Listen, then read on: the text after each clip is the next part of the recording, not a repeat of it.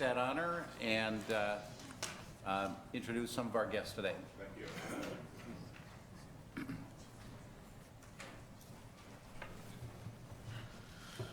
Chair Beeson, members of the board, it's my pleasure to introduce to you the new Dean of our College of Food, Agricultural, and Natural Resource Sciences, Brian Bohr. Dean Bohr, will you please join me at the podium?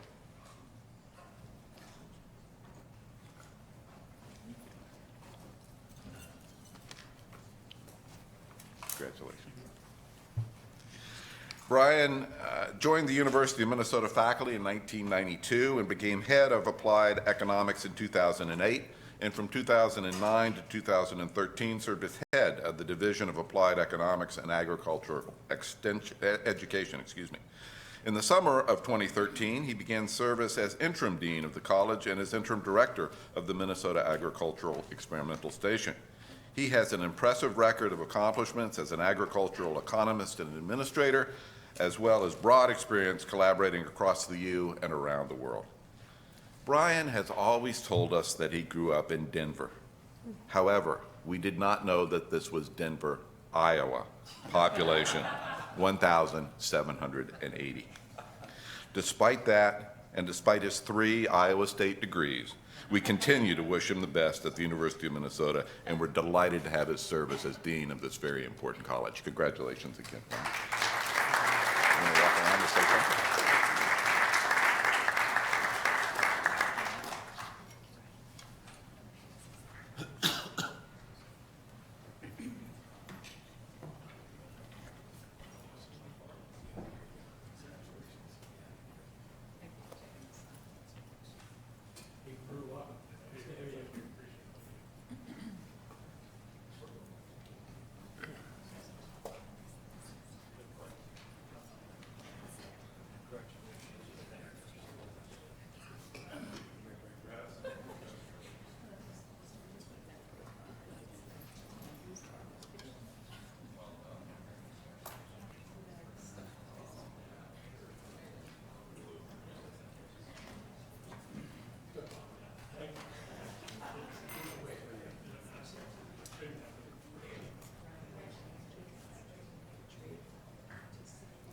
Mr. Chair and members of the board, it's now my honor to introduce to you Bill O'Neill and Catherine Kramer.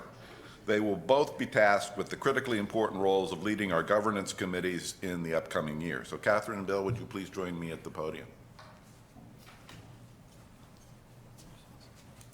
Welcome.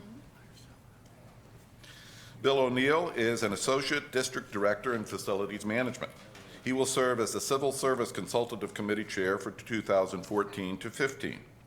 Catherine Kramer is Chief of Staff for the Institute for Mathematics and its Application in the College of Science and Engineering, and she will serve as the Professionals and Administrators Consultative Committee Chair for 2014 to 15. Employment engagement is a priority and critical to an excellent university, and Bill and Catherine, I look forward to working with you and your colleagues in the year ahead. Congratulations. I'm going to walk around and say hello to you. You can.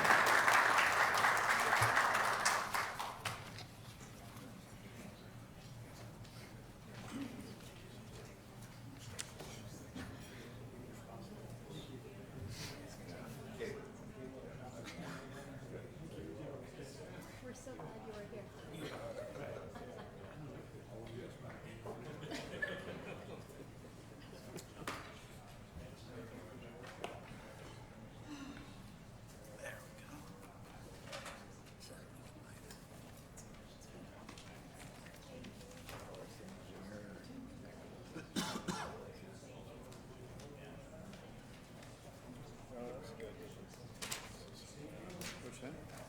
That's good.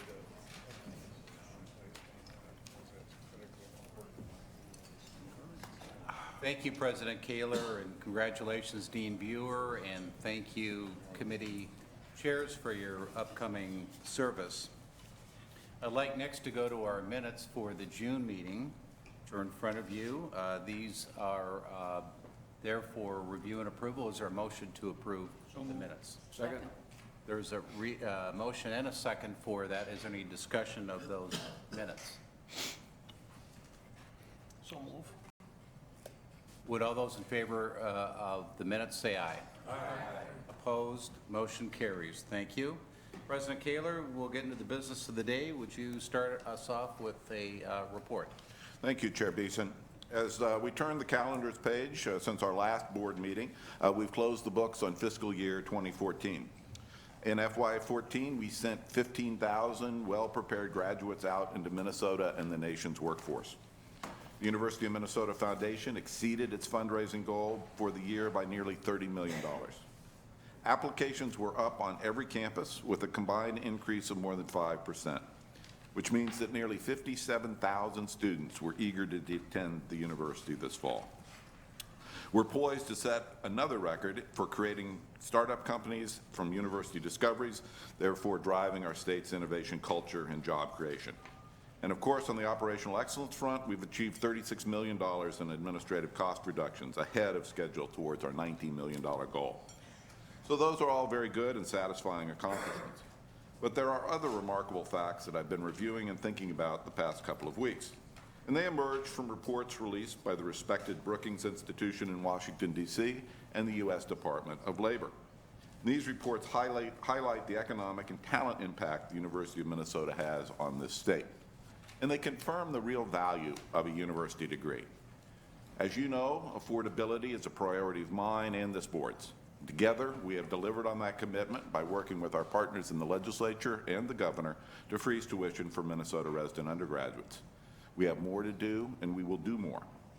But as the Brookings and Labor Department studies illustrate, we must readdress and regain the upper hand in the conversation around financial aid and student debt. Of course, this is a national conversation that's reached to the White House. It's a local conversation in every public forum and social event I attend, and I dare say that you attend. So simply put, I think we need to return to the value equation conversation. That value equation is simple.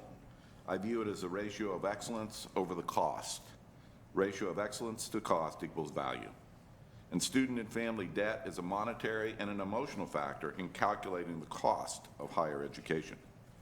Brookings Institution report has added solid facts to the national student debt debate. Now, while there are legitimate horror stories about some students with six-figure undergraduate debt, those are truly outliers. According to Brookings, only 2% of young households owe more than $100,000 in student loans, 2% nationally. How does that apply to the University of Minnesota? Pretty well. In 2013, we had 7,420 bachelor's degree recipients on our Twin Cities campus. Now, you know I like numbers, so I'm going to give you a few more. 7,420. Of those 7,420 graduates, a grand total of 8 had debt of more than $100,000. Now, we need to understand a little more about what happened to those 8, but it was a mere 8, or 1/10 of 1% of our graduates.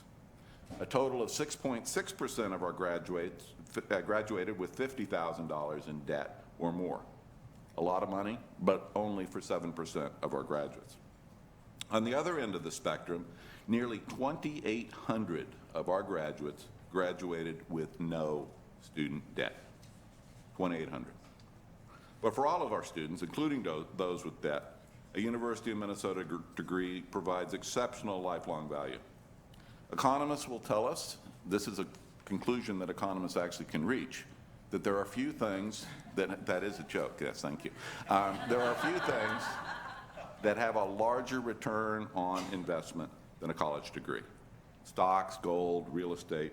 Over the course of a lifetime, the return on investment in a college education dwarfs the historic return on any of those assets. Which leads to the recent U.S. Labor Department data. The pay gap between college graduates and everyone else reached a record high in 2013.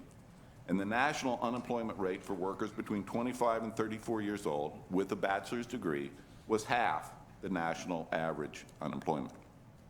This state's unemployment rate is significantly below the national average. So thousands of university alumni are contributing to that prosperity, our talent pool, and innovation. So my point is this. Over the next few months, this is an issue and a set of facts that I want to help better explain and help to define. We will surely continue to contain cost, and we surely will make this university as affordable and accessible as possible to students from all economic backgrounds. But we also need to more effectively show and tell our story more powerfully about the good investment we are already for our students, the great investment we are for their families and for the state. So, let me now turn briefly to some congratulations I want to offer. First, congratulations to chemistry professor Laura Gagliardi. She received a profoundly important $12 million grant from the U.S. Department of Energy to form our new Inorganic Metallic Catalyst Design Center. And you met her, you may remember, earlier this year as she was awarded a distinguished McKnight University professorship. We knew what we were doing. Congratulations to our Twin Cities College of Science and Engineering, the Gary S. Holmes Center for Entrepreneurship and the Carlson School of Management, and the Office for Technology Commercialization for receiving as a team a National Science Foundation I-Corps Site Award. And what that NSF grant will do is support opportunities for students to test business model assumptions, receive feedback from instructors and mentors, and also includes microgrants to help students get their projects off the ground and into the marketplace. Congratulations to Chancellor Wood, as 2 University of Minnesota Crookston's bachelor's degree programs, Management and Marketing, have been ranked among the 5 best online programs within their discipline in the U.S. by bestschools.org, an online resource for prospective students. Congratulations to Bulldogs Athletics at UMD. Over the past academic year, UMD produced 12 All-Americans, 1 National Division II Volleyball Player of the Year, and 1 National Division II Track and Field Champion. UMD's 417 student athletes posted an average GPA of 3.14, an all-time high. Congratulations to the University of Minnesota Morris class of '64, Morris's first ever graduating class on its 50th reunion celebration. And of the 61 members of that pioneering first class, 38 gathered in Morris last month to reconnect, reminisce, and reaffirm the impact the University of Minnesota Morris has on their lives. So congratulations to all, and with that, Mr. Chair, I conclude my report. Thank you, President Kaler, for that report. Next is the report of the chair, and I have some comments in that regard. Higher education sector is transforming in ways that will impact the University of Minnesota for decades. Although it is impossible to predict the future, we can be certain that institutions who invest in attracting and retaining passionate, energetic, and talented leaders will fare better than those who do not. This is a people business at the end of the day. Dr. Eric Kaler has been our president since July 2011, as you all know. The board has evaluated him in each of those last 3 years and consistently found him to be an outstanding leader and as well as highly productive leader of the university. He's represented the university effectively at the Minnesota State Legislature each of those years. He's created a renewed partnership with the legislature and the governor that has allowed the university to freeze undergraduate tuition for 2 years and to make meaningful investments in research through the Minnesota Discovery, Research, and Innovation Economy MnDRIVE initiative. He's responded directly and firmly to the administrative cost reduction need here at the university. And this past year, he pledged to save $90 million over the next 6 years through the Operational Excellence Initiative. In doing so, he's created trust with this board and with the other stakeholders of the university. He's also an articulate and passionate advocate for the university's bonding needs during the 2014 session. Dr. Kaler was instrumental in forging and bringing to the board an agreement to create a new integrated structure to manage health care on the Twin Cities campus. This effort has created a closer partnership among the university, Fairview, and the University of Minnesota physicians, and resulted in an agreement to construct and operate the new ambulatory care center here on the Twin Cities campus, as well as introduce the University of Minnesota health name throughout medical facilities here on campus. Thanks to President Kaler's persistence, our relationship with Fairview is better than ever, and this is a critical step to restoring our medical school to the greater national prominence it deserves. He's a passionate fundraiser on behalf of the university. His generous commitment of time to philanthropy has resulted in significant fundraising success. We're currently projecting a record year for the University of Minnesota Foundation, which just closed its books on June 30th. Dr. Kaler initiated a faculty-driven strategic planning process to further define and prescribe a bold vision for the University of Minnesota. This work promises to leverage the university's distinct advantages to better serve students and fulfill our mission, all within the backdrop of a very significant demographic change and a new normal in the American economy.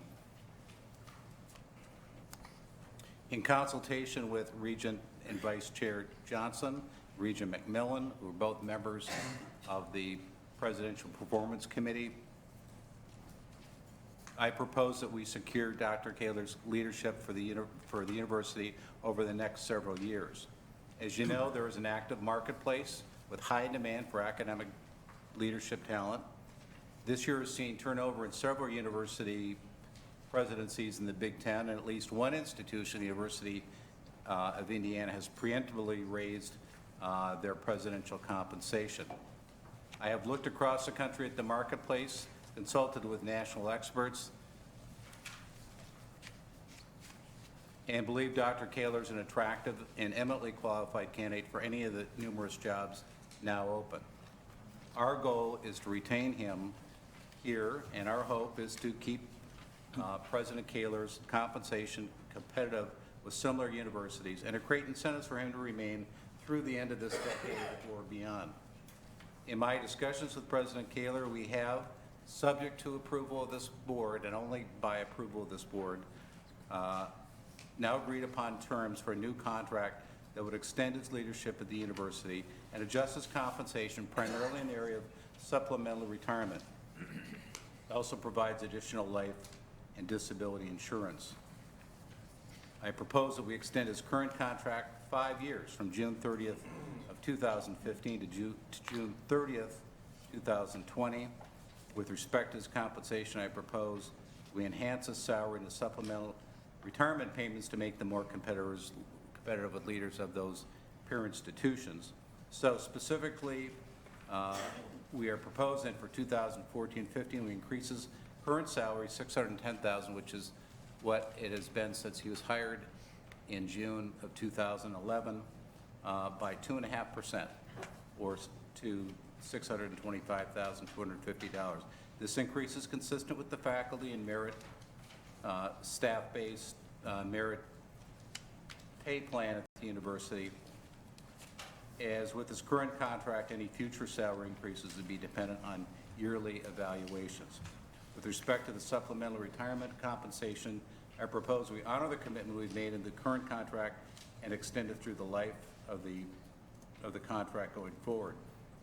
I also propose that for 2014 to 2020, we add new supplemental retirement contributions beginning at $50,000 and increasing over time through 2020.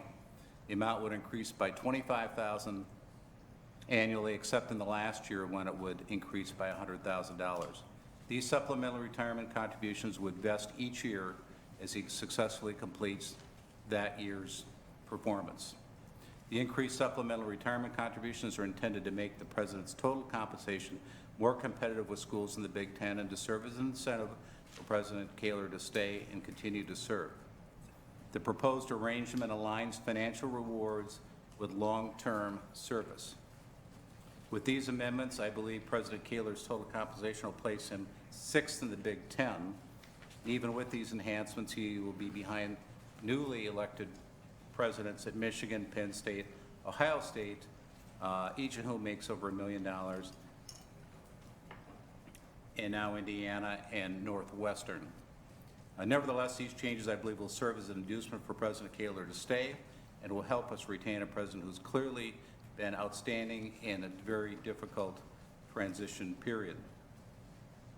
Staff has provided you, Regents, a summary of the proposed changes in President Kaler's contract, as well as the comparative data for the Big Ten. So at this time, I would ask for a motion to approve the contract amendment so we can begin a discussion, and I'll take a second with a motion as well. Second. So there is a motion by Regent Johnson, a second by Regent Frobenius. I'll now open this up for discussion. Regent Johnson. Thank you, Mr. Chairman, and members of the board, and Dr. Kaler. We do many things, difficult things as members of the Board of Regents in regard to this university, but I would say this is one of the most important decisions that we make, and that is to retain and extend the contract of Dr. Eric Kaler this afternoon. Let me go back just briefly. I want to acknowledge Dr. Simmons as the chair of the search committee, because I know that she and many others spent a great deal of time in searching for a new president. And to you and your committee, Dr. Simmons, thank you for bringing us Dr. Kaler.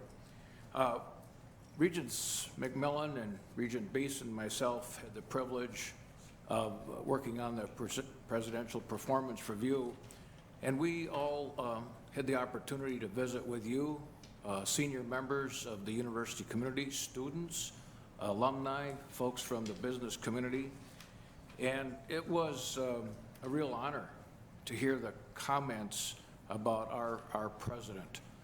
And as was said by one of the students to me, he is the right person for the right time for this university. And I know there is competition for universities' presidents. All one has to do is scan the internet or read the journals of higher education. And President Kaler, I know you could be a president other places. We don't want that to happen. We want to keep you here at the University of Minnesota. Thoughts that surround you are common sense. You have great judgment. You have the confidence of the faculty, staff, and of this Board of Regents.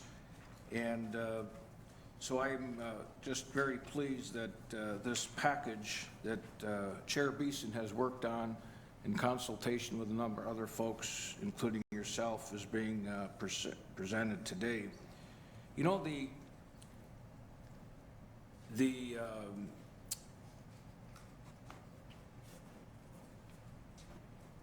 I'm trying to think of the word I want to say appropriately for an institution. How do we evaluate an institution? How do we evaluate a company?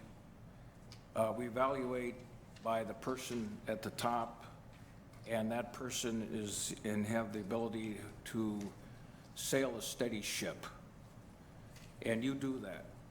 If I may, I also use this benchmark, having had other experiences in life, in the military, in politics, with governors and in CEOs, and you rank right up the very top, Mr. President.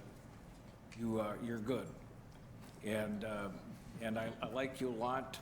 And with that, we're going to offer this contract, and hopefully it'll be a unanimous vote. And I wholeheartedly support this endeavor that you be retained for the next 6 years as our president of the University of Minnesota. Thank you. I thank you. Thank you, Regent Johnson. Regent Larson. Yes, I'd just like to commend the Presidential Review Committee and your leadership, Chair Beeson. I think it's excellent. In the future, if this type of performance that we've witnessed continues, I'm quite certain it will. I think we should be moving up from number 6 to a higher level, for your information. Thank you, Regent Larson. Regent Devine. I too would like to just echo what Regent Larson just said and thank my colleagues for the amount of work that went into this process that we've had. It's been a very transparent process, and I want to also mention the fact that the efforts that you want to solicit feedback from each one of the regents and from many different corners of the institution to complete the evaluation and determine the compensation that's appropriate that went with this. And for keeping us all informed as the process has unfolded here. I think we're all very grateful for what's happened here. And obviously, President Kaler, I think that hopefully we've put together a very competitive, fair package for you. And I maybe echo a little bit of what Regent Larson just said to make sure that we keep you firmly in the seat here, driving our boat here going forward. I think that hopefully we've listened carefully to the feedback that we've gotten from everybody, and this package fairly represents all of what we're trying to accomplish here with the package. Thank you. Regent Omari. Thank you, Chair Beeson. Thank you to the committee that looked this over. President Kaler, I appreciate your work. I remember some years back when I was a student representative, Regent Simmons says, "This is our guy," and I'll just listen to her from now on. Have we cleared this with your 13th boss? As long as we have, and the First Lady says A, I think we are in good shoes. Chair Beeson, if I might, President Regent Omari, I assure you that Mrs. Kaler and I share equally the enthusiasm to remain in Minnesota, and she's quite comfortable with this. Regent Frobenius. Thank you, Chair Beeson. First, to Chair Beeson and his colleagues that worked, and our colleagues that worked on this part of the process, I too convey my appreciation for you doing this exceptionally well this time, I think. Not only have you found an appropriate compensation package for the current circumstances and the outstanding performance we're trying to reward, I think you've kind of balanced it out nicely over positions to meet both President Kaler's needs over time, and plus do everything we can to make this continue to be an attractive thing. I'm convinced that with the market data we've given, we are certainly in line with the market. I'd probably make a case that we should be just slightly even higher in the market, but given a lot of the environment in which we live in, I think we've stretched this appropriately, and I hope the Kaler family finds this a continued and exciting place to be. We are blessed to have an outstanding president at this point in time, and who has a delightful teammate that also I think we should be conveying our thanks to for the support that she gives to him and this university.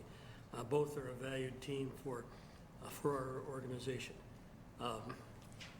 Compensation's a funny thing, and it's when you are looking at competitive people and similar compensation, at the end of the day, the dollars are nice, but there's a certain part of it's the recognition among your peers. And that's an important part of this that we cannot look aside. We could probably go and plead with Eric Kaler to stay with us for a slightly lesser dollar amount, and it would probably work for a while. It would gnaw at him. He's a human being just like the rest of us over a period of time. And sooner or later, there's going to be some troubled, similar-sized university somewhere crying for a leader, and to throw 1/100% of their annual budget on top of what we're currently paying, and create a very, very attractive offer to pull our president away would not be an appropriate action for us to have allowed to occur. And quite frankly, at the end of the day, we would then end up paying that much and more to replace the president. So the best thing to do with this is to keep an outstanding individual in this job, reward him appropriately for the outstanding performance that he's done, keep this working together on a smooth keel, keep challenging objectives in front of that president as we go forward, and we hopefully will have a long period of time together. Thank you. Thank you, Regent Frobenius. Regent Allen. I want to add one thought to this. I'm very supportive of this contract, and I want to say, first of all, something I have said many times, and you may get tired of it, but I think it does bear restating. We had very high expectations for this president. I think those expectations are being exceeded day in and day out, and we thank you for that. Thank you. Second point I want to make is, at least it's my observation, that it's not primarily money that motivates this president. His motivation is to see that this university does its very, very best to continue its success and to become even more successful and operate with greater excellence everywhere we can. That's his motivation. That means it's our job as a board to be sure that we properly compensate him for that. Proper can be interpreted many ways. Frankly, I think we have a very reasonable deal here. And I will pick up a little bit on what Regent Larson said. I think we need to keep in mind that if this performance continues as it does, we may need to go a little faster on this at some point. We have great excellence at a reasonable price, and we thank you for that. Thank you, Glenn. Regent Broad. Thank you, Mr. Chairman, and I'd hate to gush more about the president, so I won't. Sorry. No, actually, Mr. President, I will. I think finding a strong leader with a sense of vision and an understanding on how not to just have the vision, but get you to the vision is critical in this really important moment in higher ed. And I think that this time of change that we're seeing in higher education requires leaders who understand where they want to go, how to move people with them, and then how quickly to get there. And I think the challenge is wanting to move quicker than you're able to move. And Mr. President, I think you do a very good job of threading the needle on that. What I think is one of the ultimate questions that leaders face is how do you get to where you want to go and at what speed? And so I think I have appreciated not just how you think, but how you are able to navigate the many challenging forces both within the university and external to the university. But having said that, what I really wanted to say was actually about the process. I think that a lot of people have their salary set in a meeting with their boss or in a meeting with a board, and it's very different when you have your salary set publicly. And I am very appreciative of the public nature and transparent nature of this process with this board and this university, and I just wanted to make sure that was highlighted in my remarks. Regent Cohen. Thank you, Chair Beeson. Well, it's interesting. I made a few notes, and some of the words that I'm about to use are exactly the words that Laura just used, or Regent Broad just used. Anyway, I too want to thank the committee because I think they really did a really good job on the performance evaluation and the product that we have. I think it's a very fair and transparent package. One of the things that I think is so important is we have a leader who has leadership qualities which are really outstanding. Someone with the vision, someone with a collaborative style, someone who's a superb fundraiser, and someone who has tireless energy. So we have a really great president for the university, and I fully support the contract. Thank you, Regent Cohen. Are there any other final comments before I ask for a vote? Regent Larson.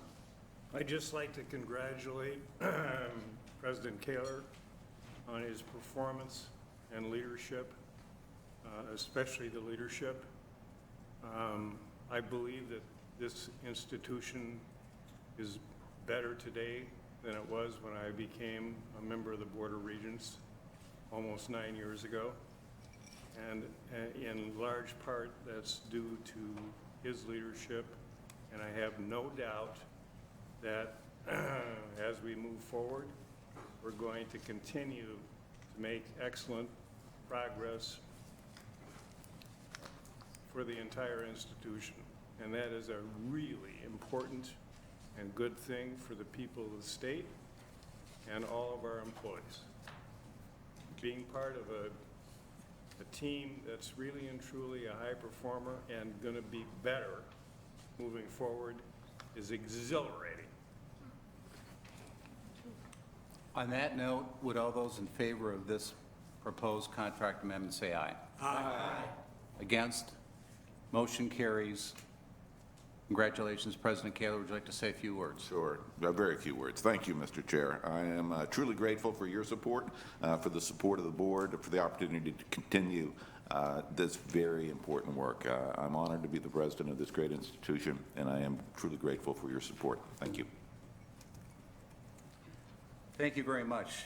We'll move on then to item number 5. We will have received and filed reports for the Board of Regents policy and the report of the Civil Service Consultative Committee. Next item is consent report, which is review and action. The Finance Committee consent report, Faculty and Staff Affairs Committee consent report, and gifts. Is there a motion to approve those? So moved. Second. There is a motion and second. Is there any discussion on these consent items? Not hearing any. Would all those in favor say aye? Aye. Against, motion carries. Thank you. Next up, Vice President Fitzenreuter and Wheelock. Good afternoon.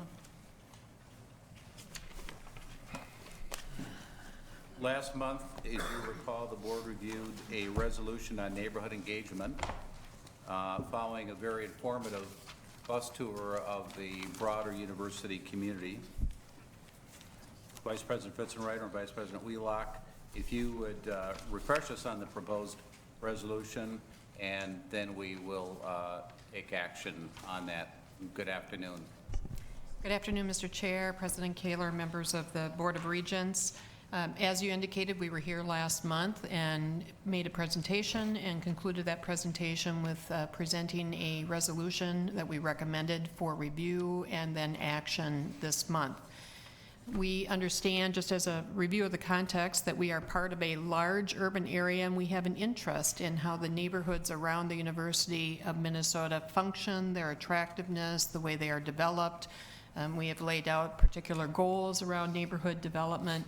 But within the university, we have largely been internally focused, and we have had significant issues and opportunities for our own development as a campus and as an institution, but we're realizing that there is a blending and blurring of the campus boundaries with the surrounding neighborhoods, and that we need to be more intentional, moving away from our more internal focused approach to something more intentional and proactive around thinking as a partner in these development opportunities on the edges of our campus.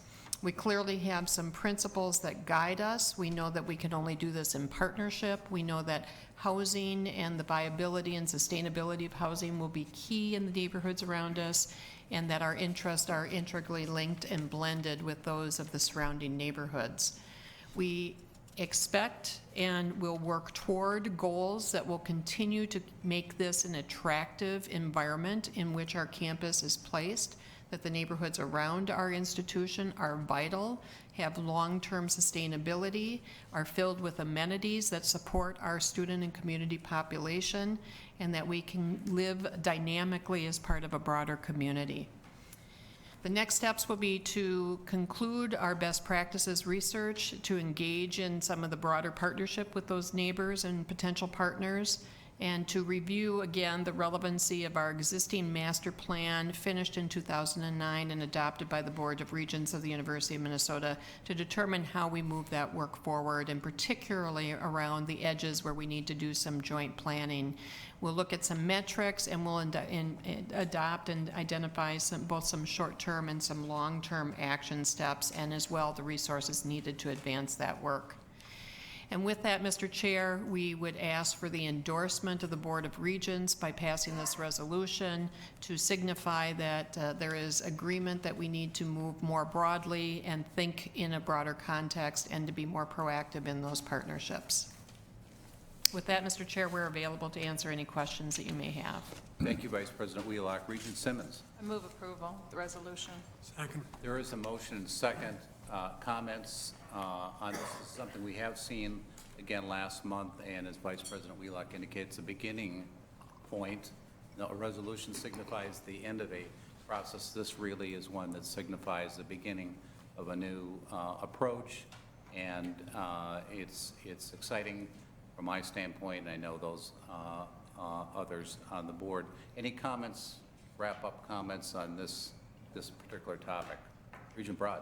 Thank you, Mr. Chairman. I just had a quick question relative to our private partners that we connect with on certain projects. If we go into a new project and have this resolution at hand, and we have a new approach and a new connection with our community, our surrounding community, how are we going to encourage our private partners to utilize the same approach? Are we going to drive that, or are we going to require them to partner with us in that manner? Mr. Chair, Regent Broad, I would say it probably depends on a case-by-case basis about the nature of the opportunity, but perhaps my colleague would like to just use as an example the approach that we're using on our joint venture property near the TCF Stadium. That will be one where we're working with a private partner and we'll engage in discussions with others. I think that's right. No, I think, Mr. Chairman, members of the board, I think that's a good example of coming together with a private party with a shared interest. And we'll look for those opportunities where we can meet a mission activity with a private partner. You and I have chatted, Regent Broad, about this, and I think as part of this new approach, we're going to be looking and seeking those partnerships. And Mr. Chair, Regent Broad, as part of the exploration about future development opportunities that someday will occur, there is already discussion with some of the neighborhood groups, some of the other interested parties and stakeholders on that site. And so I think it will define a process while also respecting, with regard to university property, the autonomy that we hold to advance the development of our campus. Other comments? Regent Lucas. Thank you, Chair Beeson. I'd just like to say that I know how much work went into the preparation of this resolution and how important it is. So thank you for your good work. Any other comments? Well, I will then ask for a vote. All those in favor of this resolution, please say aye. Aye. Against? Motion carries. I look forward to your next steps, and thanks for bringing this to the board.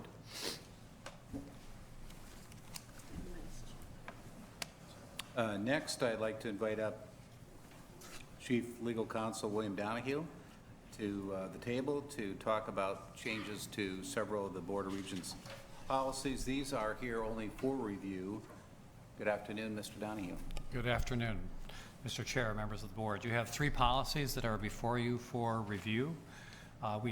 You will see that we have recommended very small changes in each of those policies. The policies themselves were reviewed by the Policy Advisory Committee, who looked at the broad scope of the policies and, in conjunction with our office, are recommending these small changes. And I will take you through each one of them. The first one that is on your agenda is attorneys and related services, and that is the policy by which we hire outside counsel, and that allows the president and myself to hire outside counsel. It sets forth the factors that we would use for doing that hiring, and I'm here to tell you that most of that hiring is done for expertise that we don't have in the office. And typically best examples of that are tax lawyers, benefits lawyers, and environmental lawyers.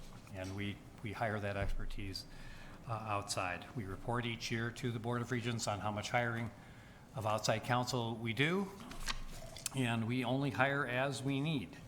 And when there is a fair amount of money at stake, if we're going to spend more than, say, $50,000, we make them compete with each other. And we typically will pick 3 or 4 firms and make them compete with each other for the business. With respect to this particular policy, the only words we are asking you to change are to take out case by case and insert words that recognize that most of our hiring is actually done for specialty outside counsel.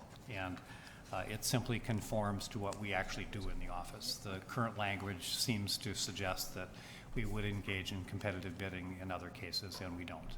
The process, this policy has worked very well. It's been in place for a very long time.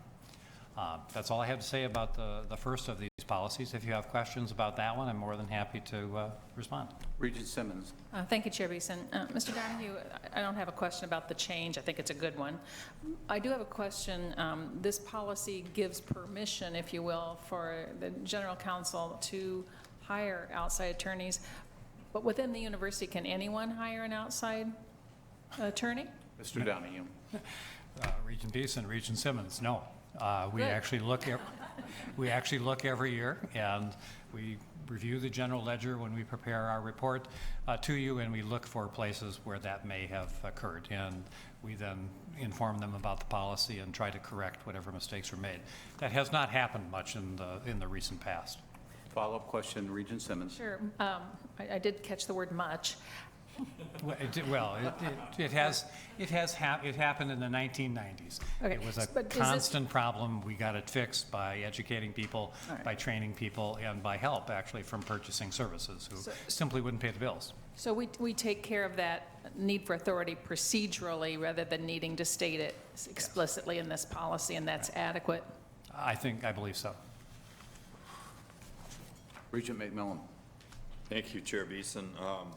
The Litigation Review Committee is sort of not an invisible committee, but one we don't report on a lot because most of what we do is attorney-client privilege. But I think think it's worth noting for the board that that committee, when there is major litigation underway, is actively involved in all of these decisions as well.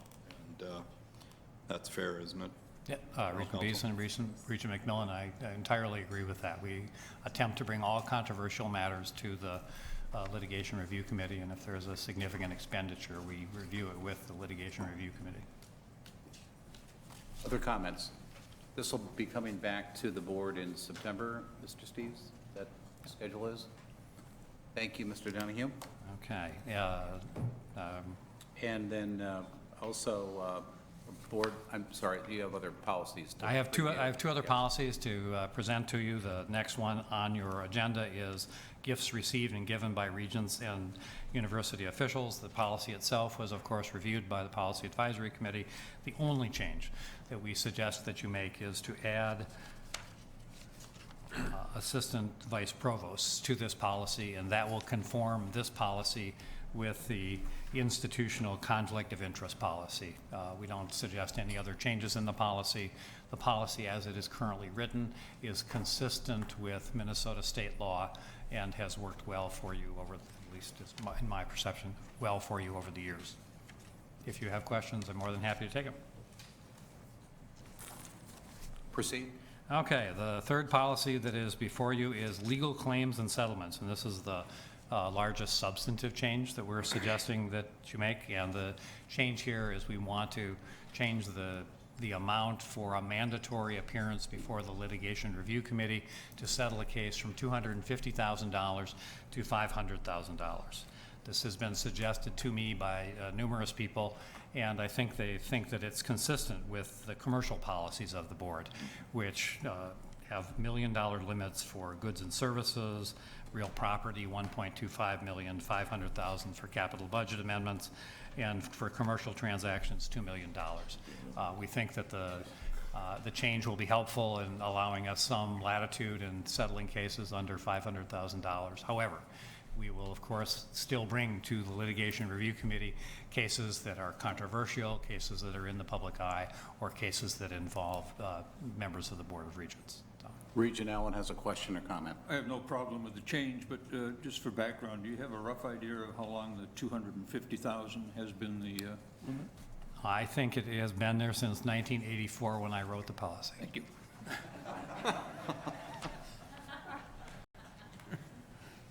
Regent Fabinius. Is there any advantage in this process? I don't object to the advance approval cap going up, but having some, just as we do in audit with the use of outside auditors, having some annual report to the Litigation Review Committee on sort of the scope of settlements that have occurred over a given time period. It strikes me that might be of some value to those that are sitting on other cases. Right. Regent Beeson, Regent Donahue. Fabinius, we actually do an annual public report for all of you that you see. There is also an annual report of all settlements that have been entered into by the office that exceed $2,500. And that ranges in any year from 20 to 25 settlements of cases. And there is also a summary of the amount of outside counsel spending that we do. And those are filed with the board, and apparently not all of you are seeing them. But we actually have done that every year, and the information's available to you. I'm sure it's the only page of docket material I've not read over the years. There has to be an exception. Regent Devine. I was, Regent Beeson, thank you. The question I had was about approximately how many pieces of litigation does this involve, from the 250 to the 500? Just an approximate number that we're talking about now. Well, it involves Regent Devine, it involves a very small number of pieces of litigation. The cases that settle typically for amounts between $250,000 and $1 million are malpractice pieces, and there are probably 3 or 4 in the last 5 years that fit this category. And we typically, we have, of course, brought them to the Litigation Review Committee in conformance with the policy. That makes sense to me for higher dollar value cases, and not so much for cases below 500, unless they're somehow have some public aspect to them that would, hurt the reputation of the university or makes the paper in some way. Regent Simmons. Thank you. The Office of the General Counsel has been, in my opinion, highly responsible in bringing sensitive matters to the Litigation Review Committee so that it's not just a dollar amount that triggers the appropriate scrutiny and knowledge of the Regents. But what I want to say is I think that the Regents, we need to consider the responsibility we have to make sure we're tracking this. Because as Mr. Donahue, I think, is pointing out, it's not just the money, it's what are these cases? We need to know if we have a pattern. If it's, you know, a bunch of cases against just with construction companies, we need to know that we've got a problem, or medical malpractice, or whatever it is. So I appreciate the way you report to us. The burden's on us to make sure we attend to that reporting. Thank you, Regent Broad. Thank you, Mr. Chairman. And Mr. Donahue, can you just remind me of how these settlements are paid out? Is there a fund? Is there insurance? Is there a combination of things? Does it come out of budgets? How do we do this? Regent Beeson, Regent Broad, most settlements are paid out of insurance. They're paid out of the Raminco, which is the Regents of the University of Minnesota insurance company, and that's where most settlements get paid out of. Some settlements do get paid out of departments if they are small enough and they involve personnel in the department. I have asked Executive Director Steens to look into the settlement report and who that's distributed to. Well, there's another one coming. Yes. You will have one in September, so Okay. pay attention. You should take a look. Pay attention, right.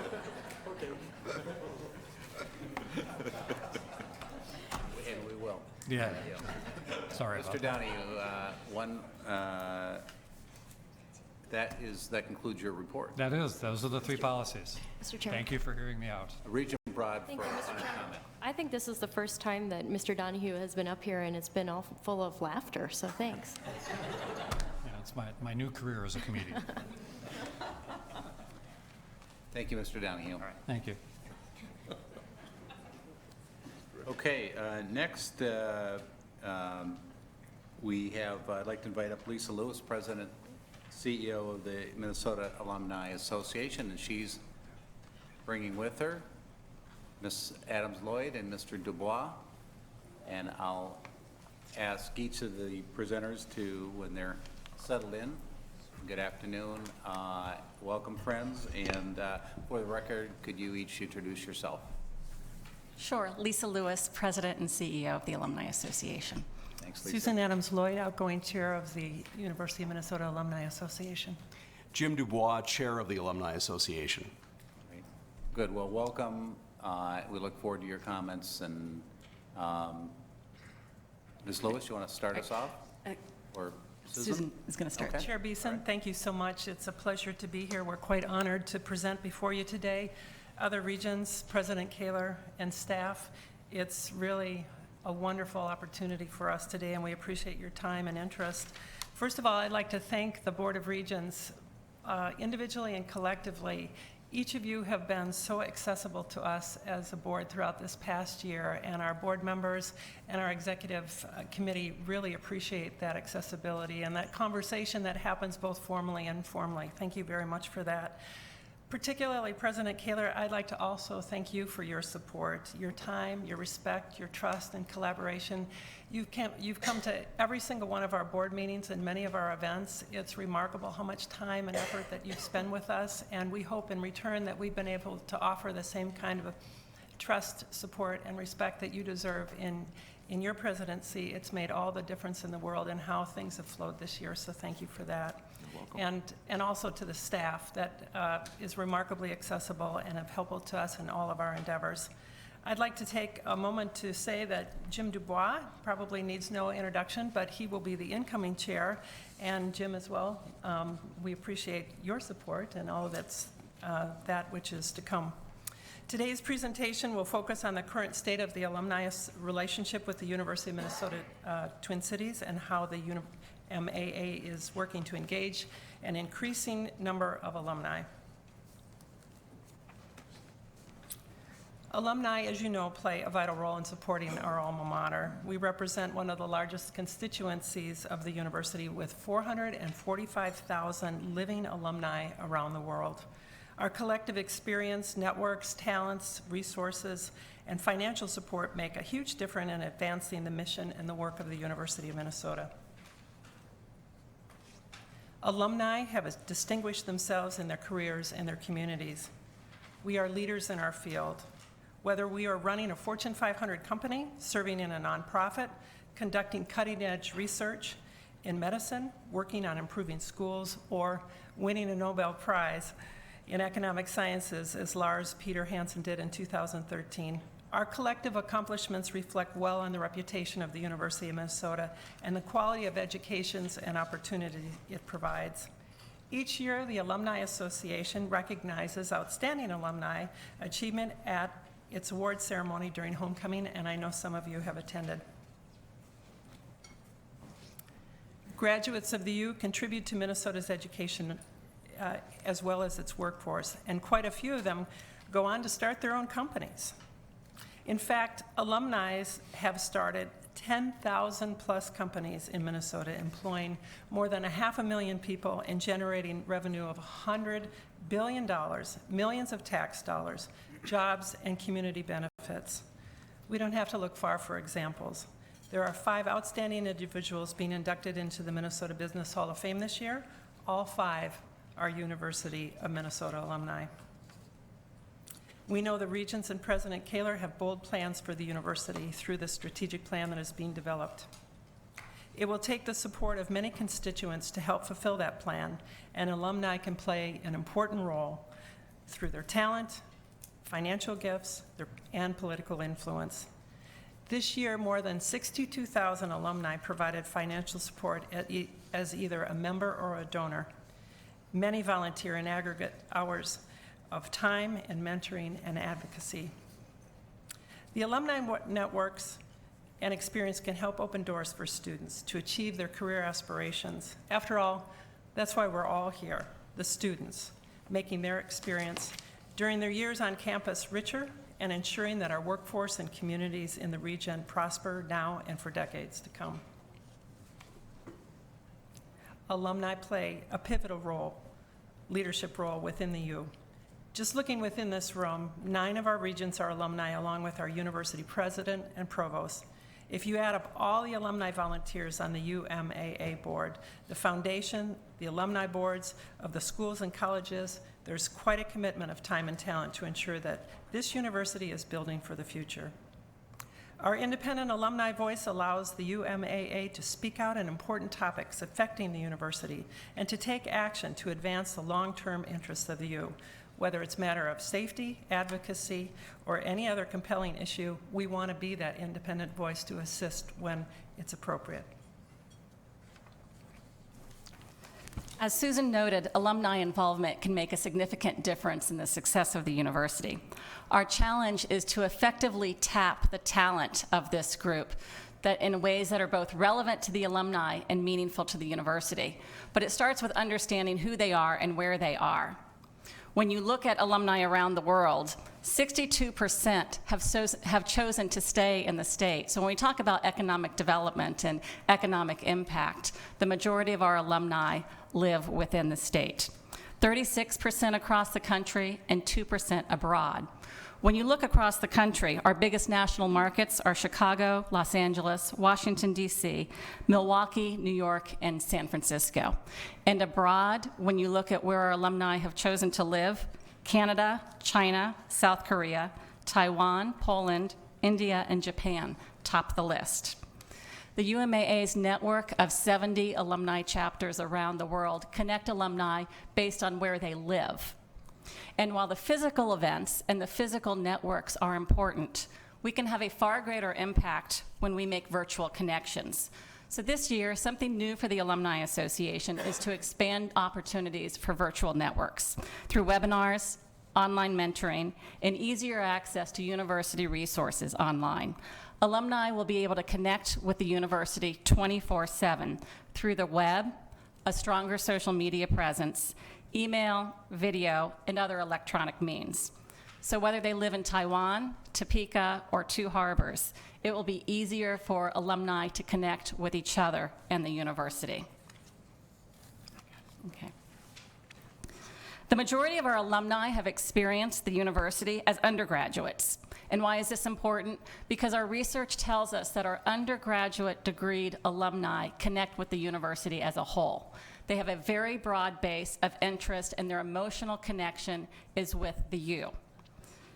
When we look at the graduate degreed alumni, they connect primarily with their school, their college, their department, and often even an individual faculty member. Their careers are likely to be very closely connected to their field of study at the U. So those school, college, and department connections are very, very important. So when we think about how do we connect with all alumni, we need a two-phased approach. One, we need a strong central alumni association that's going to offer a wide variety of programs and services to our alumni to make those connections. And we also need a strong network of alumni relations outreach efforts in the schools and colleges. And the UMAA ties all of that together because a stronger, cohesive alumni body is in the best interest of everyone. So with that, the Alumni Association Board has established a number of key principles for the year. First, we want to serve all 445,000 alumni. We want to be the big tent organization. So while we have membership, and our members are very important to us because our members sustain the work that we do, we want to be an inclusive organization, and we've started that already through communications and making sure that all of our electronic communications go to all alumni. Second, we want to become more alumni-centric. And simply what that means is understanding the wants and the needs of the alumni from their perspective and delivering on that. So what that means for the Alumni Association is more communications. It means more career and networking support. It also means more virtual connections because they've told us that's what they want. And then more thematic and topic-based approach to outreach. So rather than it being all individual by school and college, we want to look across broad themes, knowing that alumni and their lives are complex and the things that they're interested in may reach beyond their degree and what their school and college. Third, we want to recognize that engaging all 445,000 alumni is a team effort. So our job in the Alumni Association is to build a network and an environment across the university that it makes it easy for alumni to connect. So whether we're working with the schools and colleges or government relations, university relations, the foundation, the admissions office, student affairs, or others, we all have opportunities to engage alumni across the university, and we know that we'll be more effective when we're working together. And fourth, the advocacy and ambassador role has always been a strong tradition for the UMAA, and that will continue. We will serve as advocates and ambassadors in our workplaces and in our communities. At a high level, the Alumni Association has three primary goals. First, we will enrich the lives of alumni, and that's through more networking, career services, lifelong learning, socializing, and fellowship. We want to be relevant in the lives of our alumni. Second, we want to support student success, and that's through mentoring, speaking on campus, opening doors and networks, offering more internships, and hiring our students. We want to help students fulfill their career aspirations. And third, we want to advance the University of Minnesota through advocacy, philanthropy, leadership, and ambassadors. We want to ensure a strong and vibrant university for years to come. We're in the process of adapting our programs and services and communications to reach these goals. As the UMAA launches these new strategies to engage more alumni, we know that these efforts will support a stronger university. And I'll close by saying that it's an honor to be here at the University of Minnesota. We are building on the great work of many former alumni leaders, many former alumni staff, and we have a strong tradition of engaging alumni. And you'll see all of that on display at our 100th anniversary of homecoming this fall, October 17th and 18th. That's the Purdue game, so mark your calendar. And we look forward to celebrating with many, many alumni on this long-standing university tradition. Thank you for the opportunity to present today, and Susan, Jim, and I would be happy to answer any questions. Thank you very much, presenters. I'm going to open this up now for discussion. Regent McMillan. Thanks, Chair Beeson, and Lisa, thank you for that report. Susan, thank you for your service, and Jim, welcome. I think you recognized us for our service, but you're in this every day and always, and we really appreciate it. So, Thanks. a question, or two questions, I guess. Is the 445,000 total, is that Twin Cities or system? It's Twin Cities. Twin Cities, okay. And it'd be interesting to see what the number is for the system. Maybe it's, considerably more. And then relating to that, on your third bullet point, building partnerships across campus, is there something you can say about how you might work across the system with the other campuses as we think about Duluth and Rochester and Crookston and Morris, and what, if anything, can be done there? I don't know that there can be, but maybe you've thought that way. Ms. Lewis. Chair Beeson, Chair McMillan, yes, there can be some things done across all of the campuses, particularly as it relates to back-end data support. All of that data is in one shared database, and as we think about implementing some more sophisticated tools in partnership with the foundation, every campus alumni operation could benefit from that. So as it relates to shared resources and shared services that can help us all be more efficient and lead to operational excellence, then we certainly want to do that. In the spirit of being alumni-centric, most of those alumni certainly relate to their campus, and so a campus-based approach makes a lot of sense when you're external facing, and then a very coordinated approach behind the scenes for sharing resources. Thank you. Regent Devine. Thank you, Chairman Beeson. First of all, both Susan and Jim, I'd like to thank you as volunteers for the tremendous amount of work that you do. I know this last year I've crossed your paths with you in a number of different locations, and I do want to recognize the amount of effort, time and effort that both of you put in. Jim, you putting in now more going forward. It really is remarkable, and we certainly do appreciate the amount of effort that goes into this.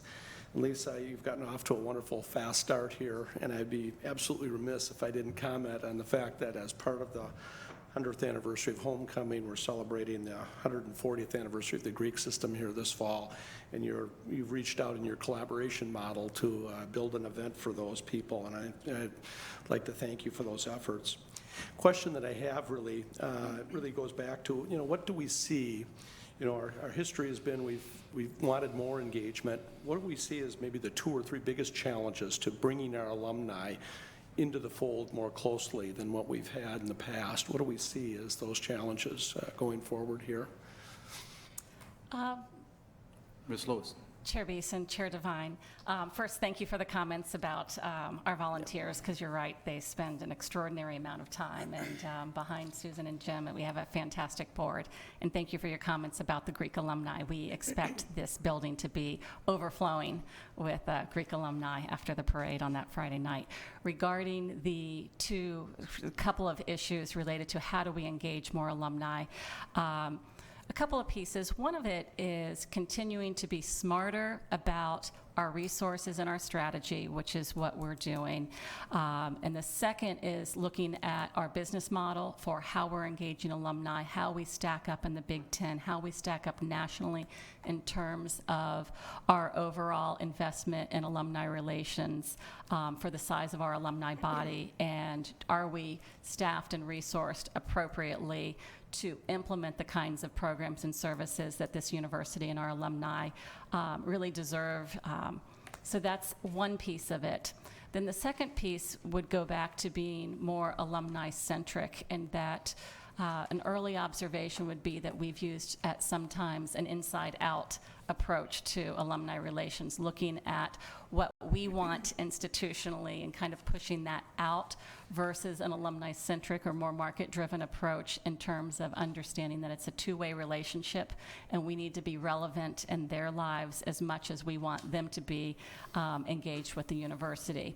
So thinking about what's going on in their lives by life stage, by geography, by lots of different segmentation opportunities, and then starting to develop programs and services around that. That will help resonate with them. There's two ways to look at. You have some alumni have an emotional connection, and so it's their friends, it's their memories that will get them to engage. Then there's others who, based on their experience, didn't create that emotional connection particularly depending on when they attended here and what their experience was like. The alumni body tends to be a reflection of the past of the institution rather than its future. And so if they don't have that strong emotional tie, then having an interest-based approach, thinking about what's relevant in their lives and getting them back based on that was going to be a better strategy. So we're really trying to employ both. Regent Broad. Thank you, Mr. Chairman, and thank you all. Lisa, you're doing a great job, and I really want to commend you for that. And Susan, you're a fantastic ambassador for our university, and I know you work very hard at it, and you do it very well, so thank you for that. My pleasure. And Jim, I'm excited, especially I think about you, because I'm hopeful that we're going to get some good discounts on our broadcasting.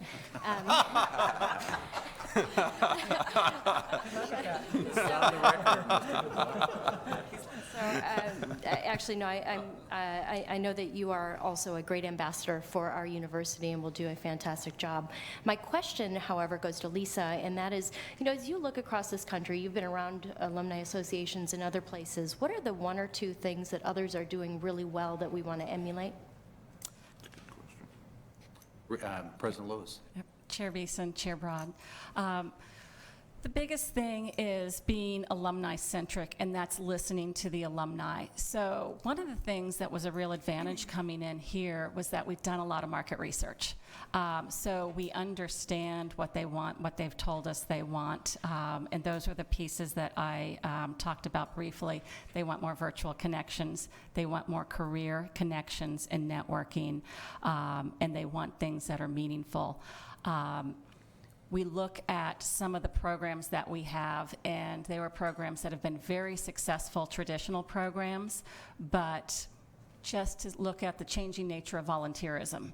And that a great example is our mentoring program as one of the changes that we'll make.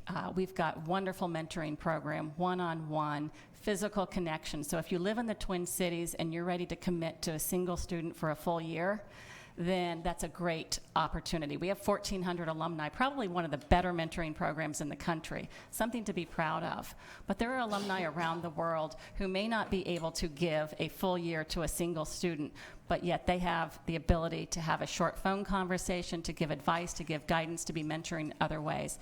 So short-term, flexible volunteer opportunities that tap the talent is an example of blending a traditional program that's working and overlaying that with new opportunities.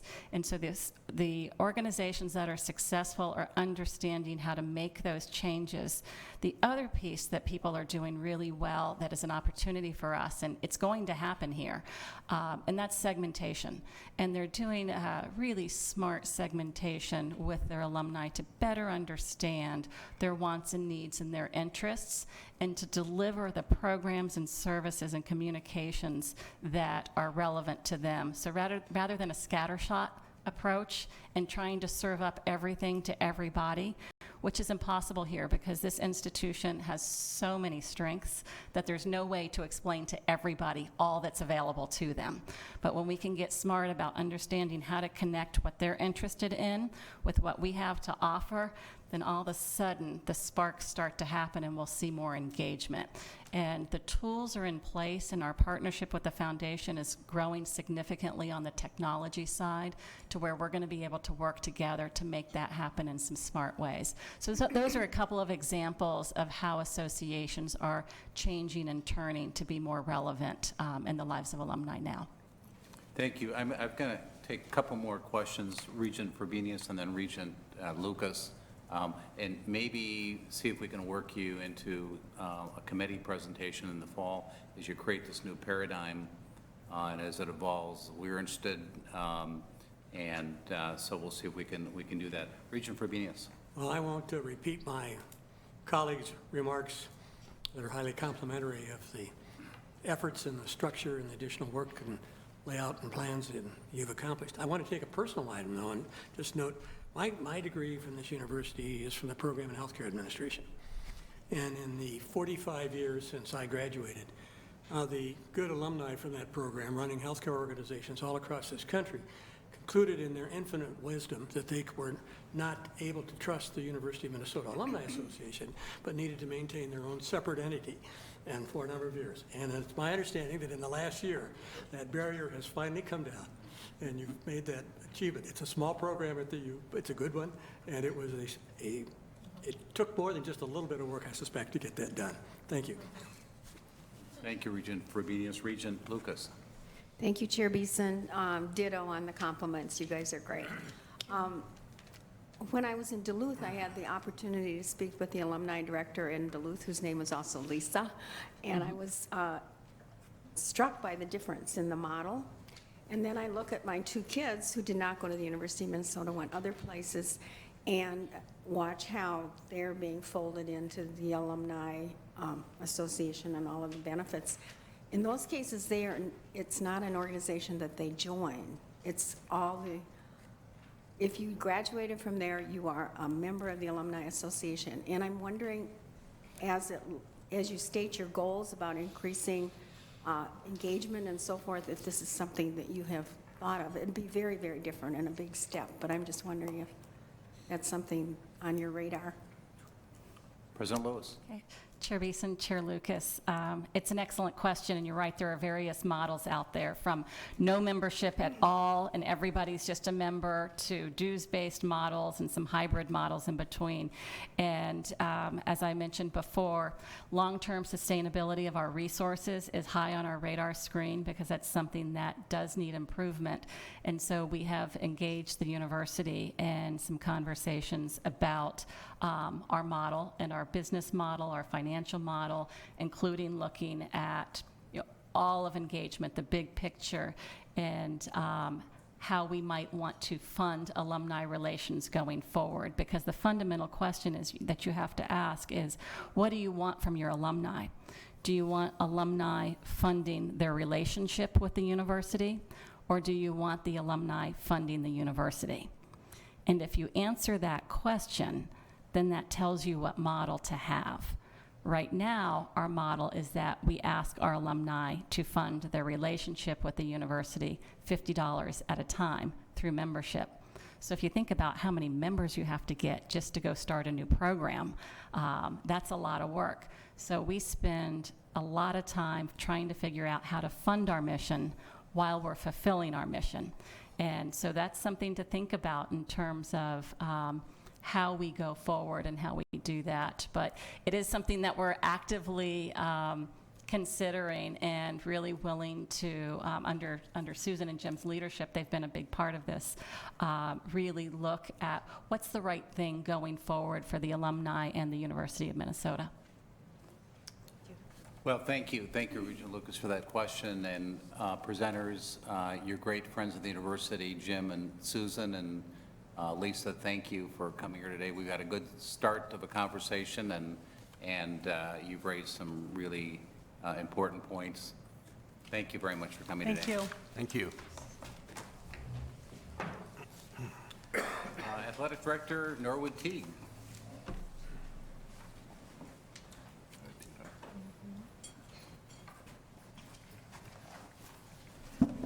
Join us at the table here on your annual report of intercollegiate athletics. I'm going to ask President Kaler if you would start us off this afternoon on this topic. Great. Thank you, Chair Beeson.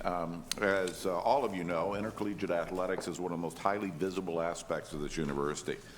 Gopher Athletics brings great excitement to our campus community, to alumni, and to fans across the state and the nation. It also offers superb experiences for our student athletes. It also demands great responsibility from me as president and from our director of athletics. And in a presentation later today, you will hear about the changing national landscape of big-time college sports. But first, we'll receive the annual presentation from Athletics Director Norwood Teague about Gopher Sports. Underscoring the importance of oversight of athletics on this campus and the value you have placed on a culture of compliance, of academic excellence, and financial management, this board has explicitly stated in your policy that we will annually report to you on matters of student academic progress, athletic accomplishment, department budget, and facilities. Director Teague has worked tirelessly over the last year to manage and encourage great success by our coaches and student athletes on the field, and most importantly, in the classroom. Mr. Teague, thank you for joining us. The floor is yours. Thank you, President Kaler. Chairman Beeson, Board of Regents, thank you for having me here today. I'm joined by Senior Associate Athletic Director Tom McGinnis, who will give some further insight into our finances as I get to a slide that will go deep into that. First, I'd like to talk about the vision of Gopher Athletics. I mentioned this to you last year and wanted to review our 4 bullet points that we strive to emphasize every day. And the first is to be student-athlete centered. The secondly is to passionately serve our fans, alumni, and also, most importantly, the state of Minnesota. We want to drive innovation, embrace bold ideas every day, and establish a culture of teamwork within the athletic department that will create an environment of mutual respect. Some background, which most of you already know about our athletic department. We have 25 sports programs. We have more than 750 student athletes, and our departmental budget is $95.7 million. Let me review some of our academic progress that we are extremely proud of, that we've accomplished in the last year. I want to commend our coaches for setting a standard for our student athletes to excel academically. It really starts with them. Our academic counselors also deserve a lot of credit. They work hard and tirelessly with our student athletes. And most of all, our student athletes deserve a lot of credit for their hard work and what they've accomplished in the classroom. Let me go through a couple of these bullet points. First, we rank 4th among all FBS institutions with the highest percentage of teams earning APR awards. We have the highest ranking as a public institution in the country behind only private schools, Northwestern, Notre Dame, and Duke.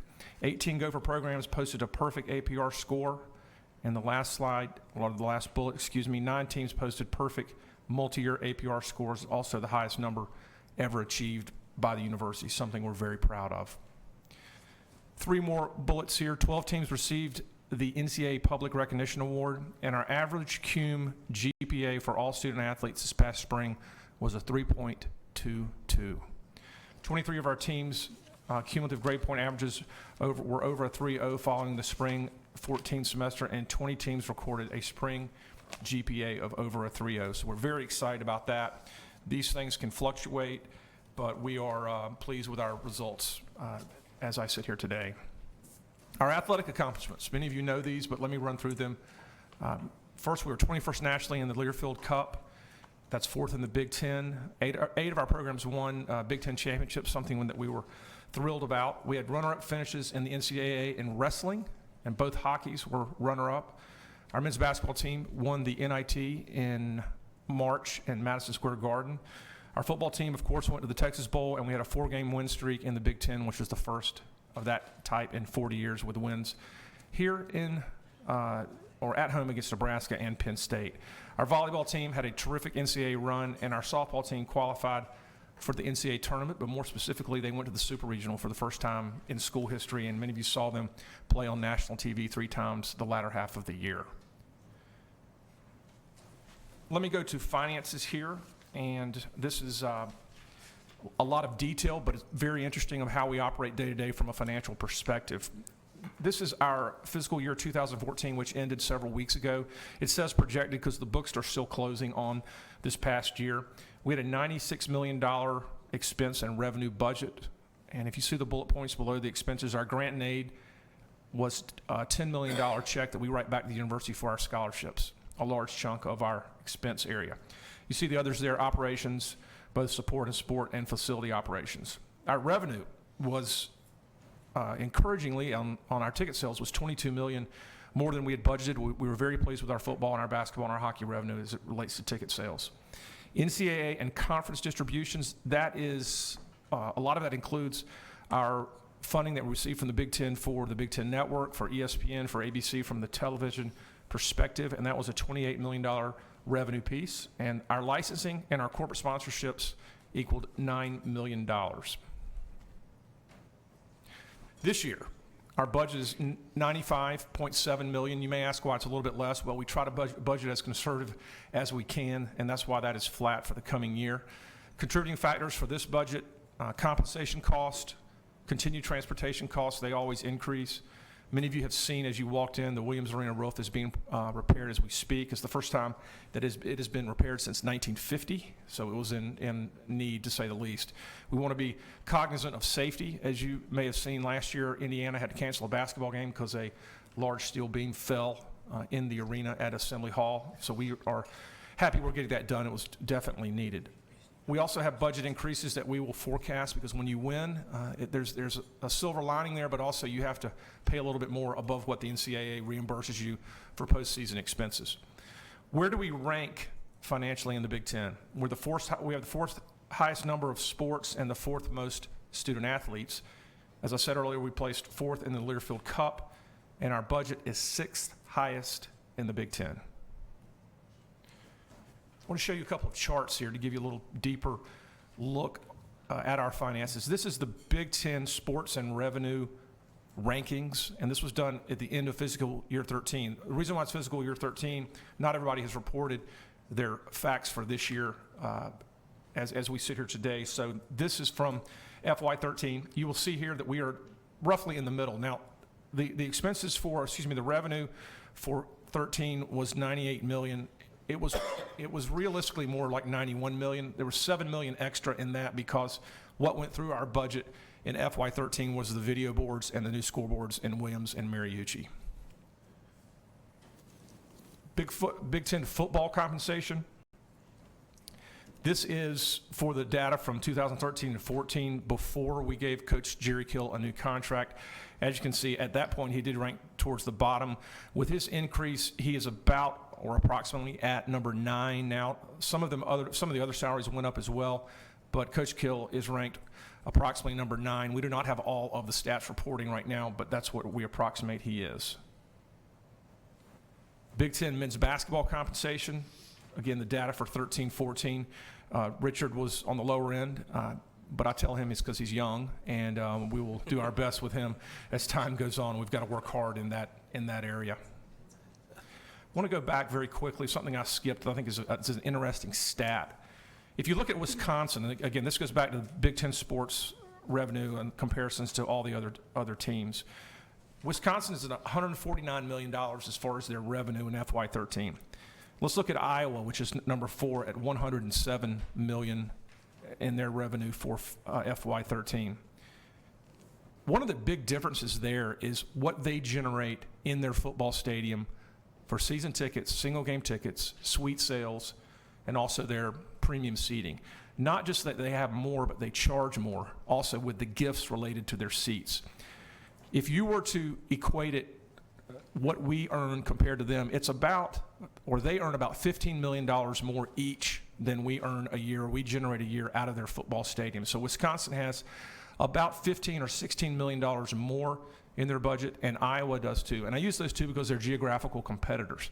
Now, if you equate it to them having a 50,000 seat stadium at Camp Randall and Kinnick, in other words, our seats, the amount of attendance that we have is the same, they still generate about $7 million more each than we do because of what they charge for tickets, what they ask for gifts associated with tickets.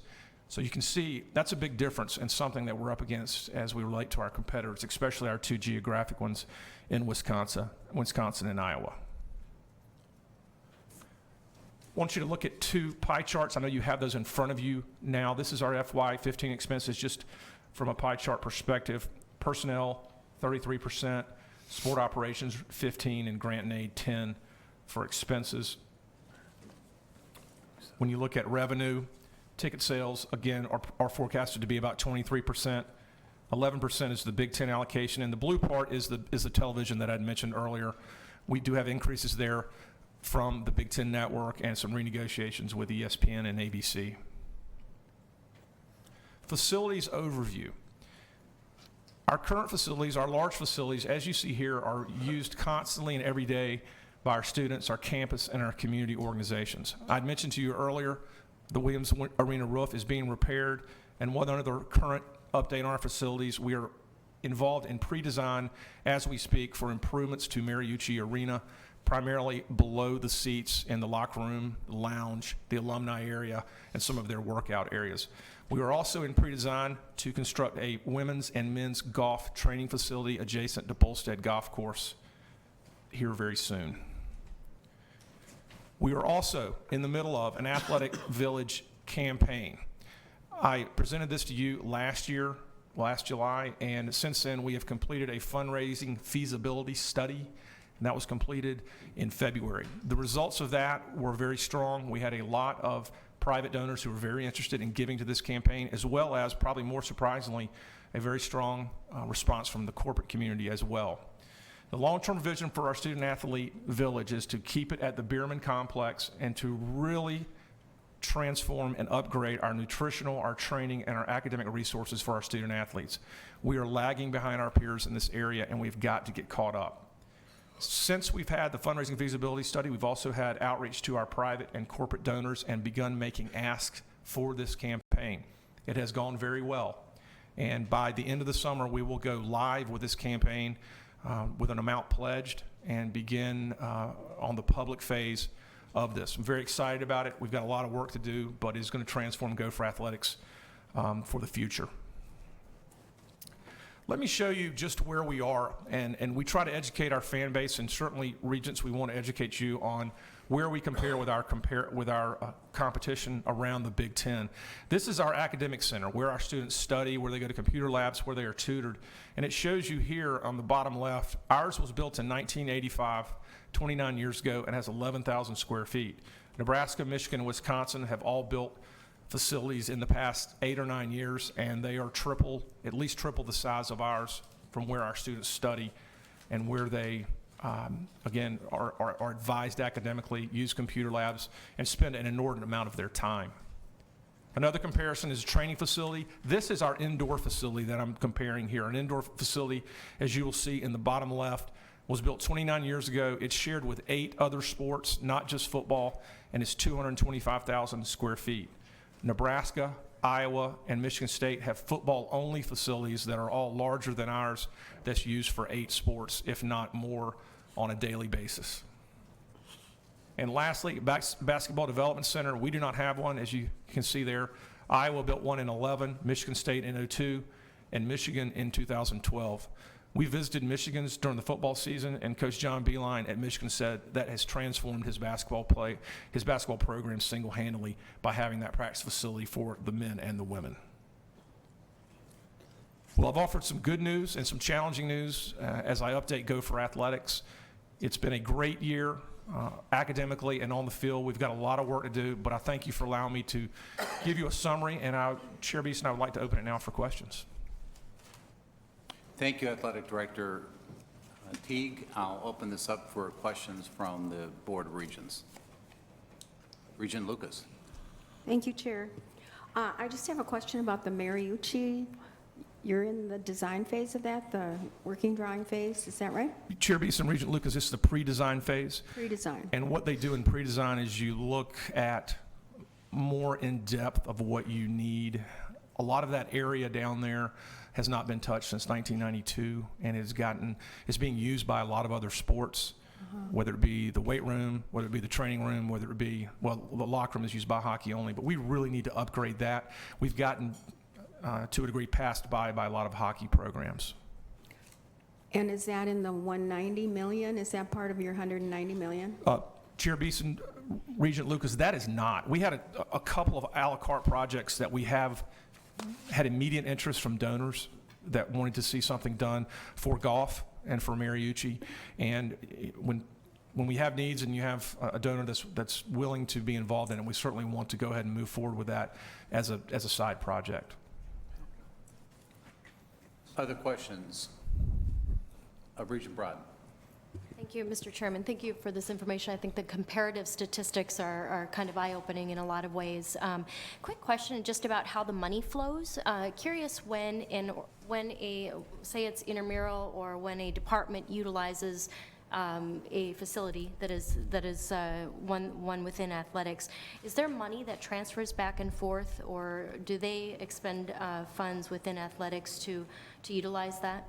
So effectively, are they paying rent? Chair Beeson, Regent Broad, I'll give it to Tom for that. There's some small cases there, and Tom can elaborate on that. Mr. McGinnis.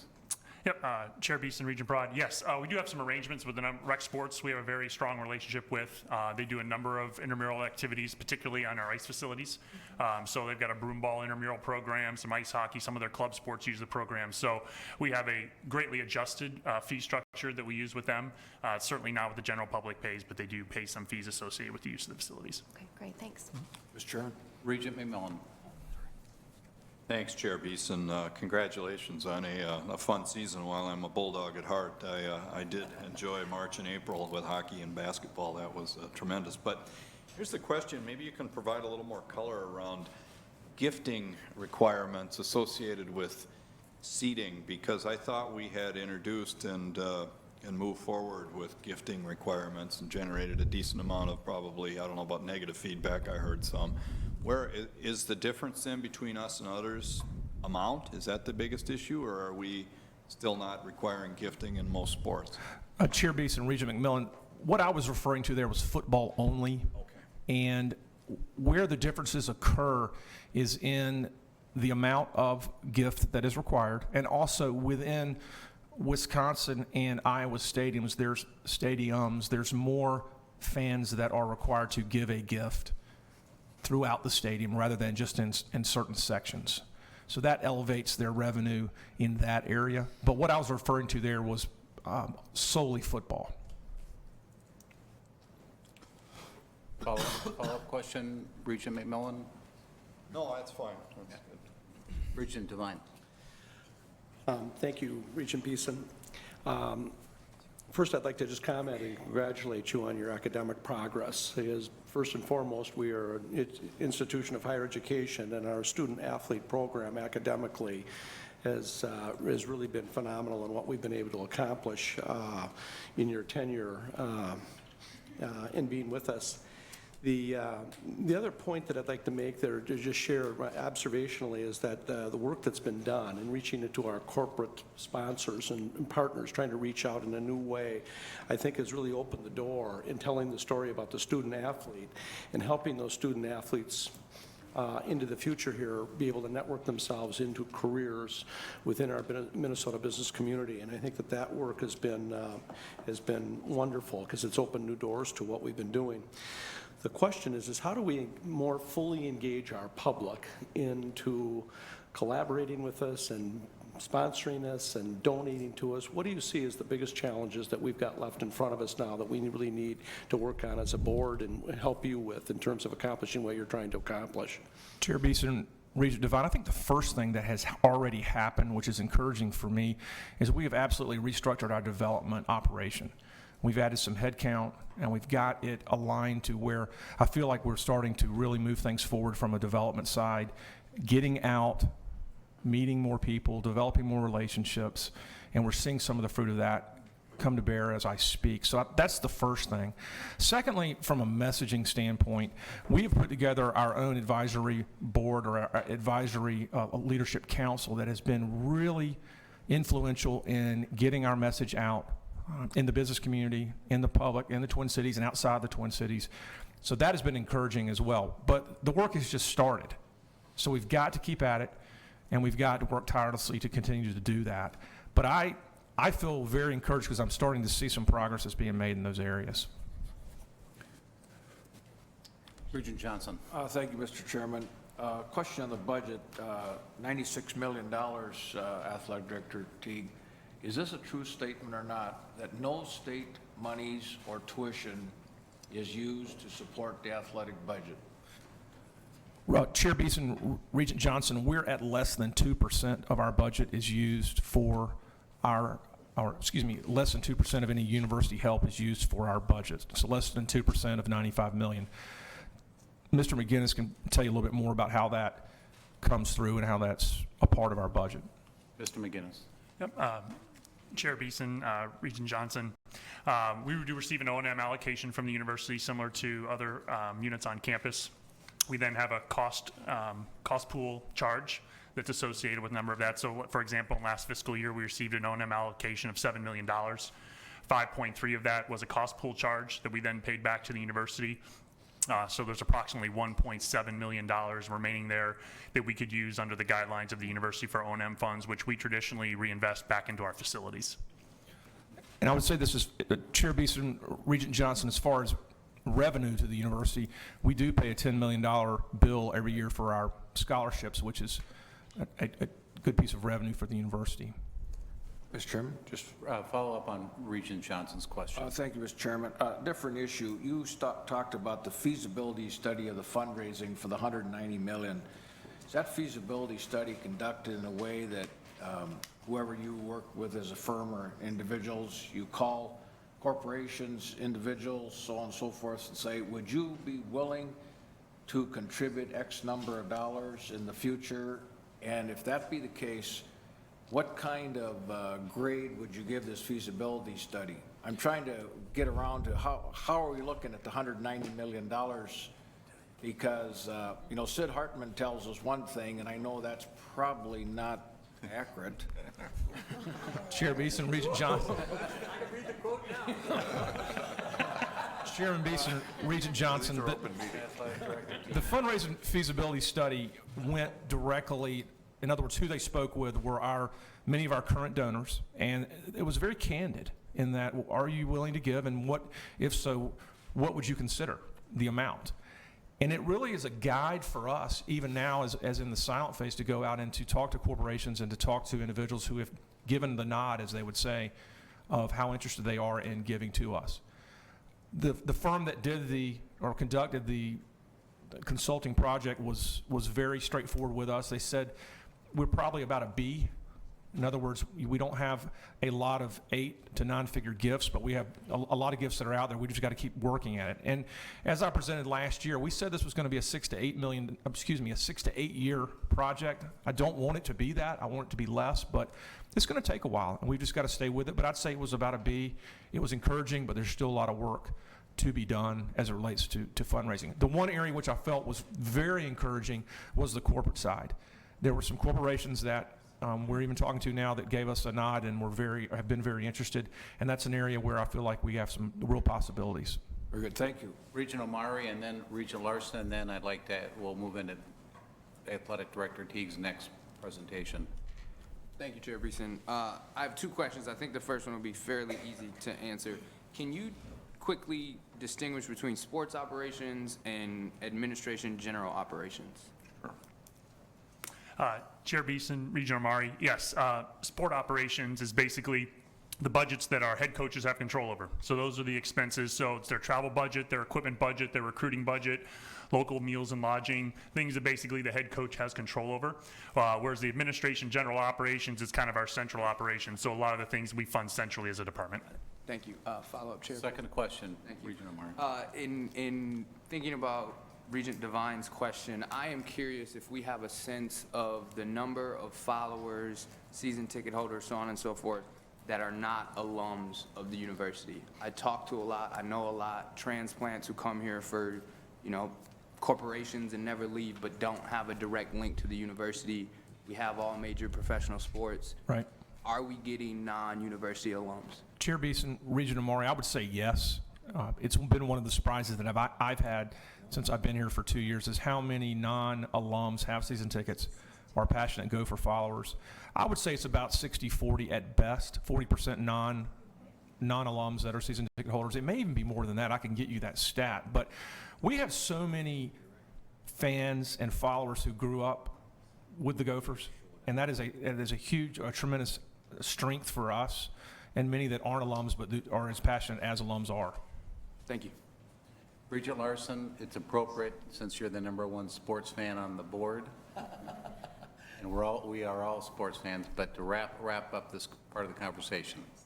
On a per capita basis, the state of Minnesota, especially the Twin Cities, has more Fortune 500 companies than any other place in the country.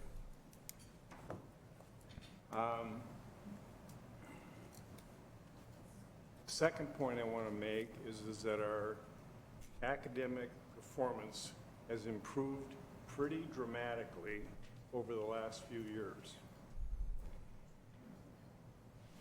First is, how are we connecting those students with these outstanding companies that exist in this area? And two is, how can we become a priority, or at least one of the priorities, on their charitable giving?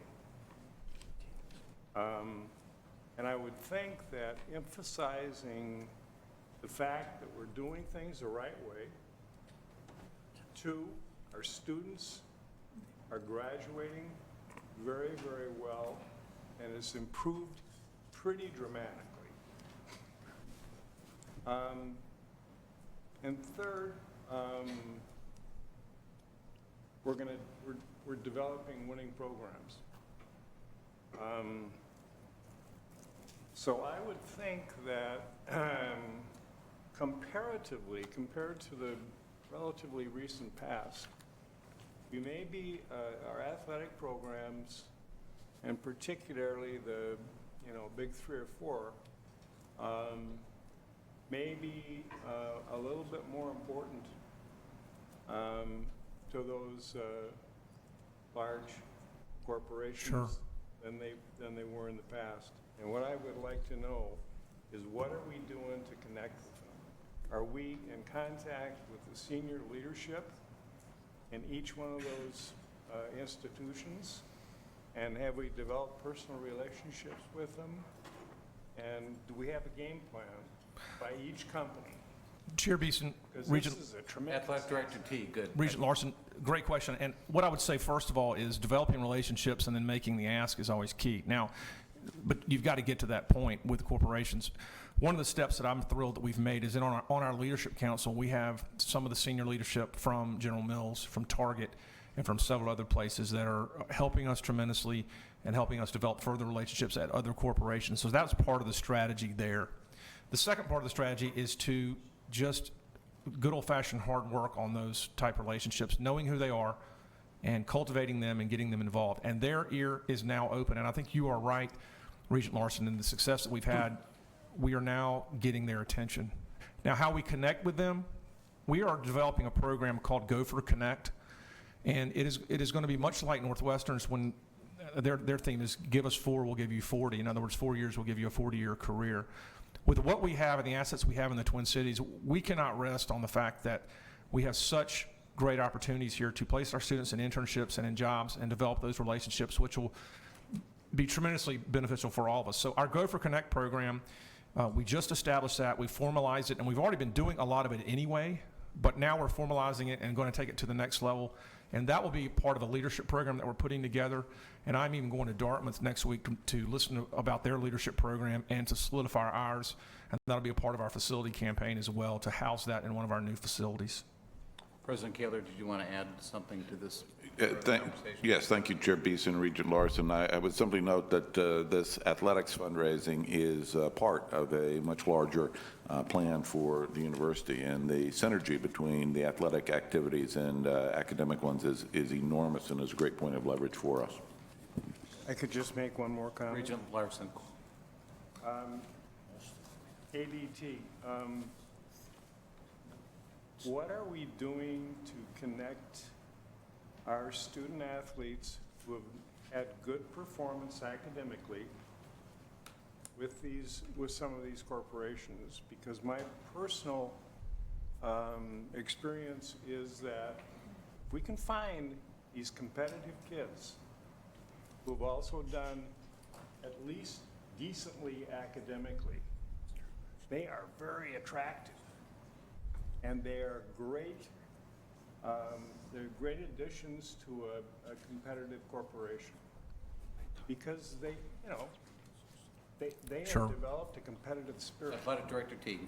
Chair Beeson, Regent Larson, again, it's our Gopher Connect program has been and will be the heart of doing that. And we've placed student athletes via that new program this spring at Cargill, Allianz, Target, an array of companies already over the Twin Cities. I think we can triple that even in the next year, whether it be internships or full-time jobs.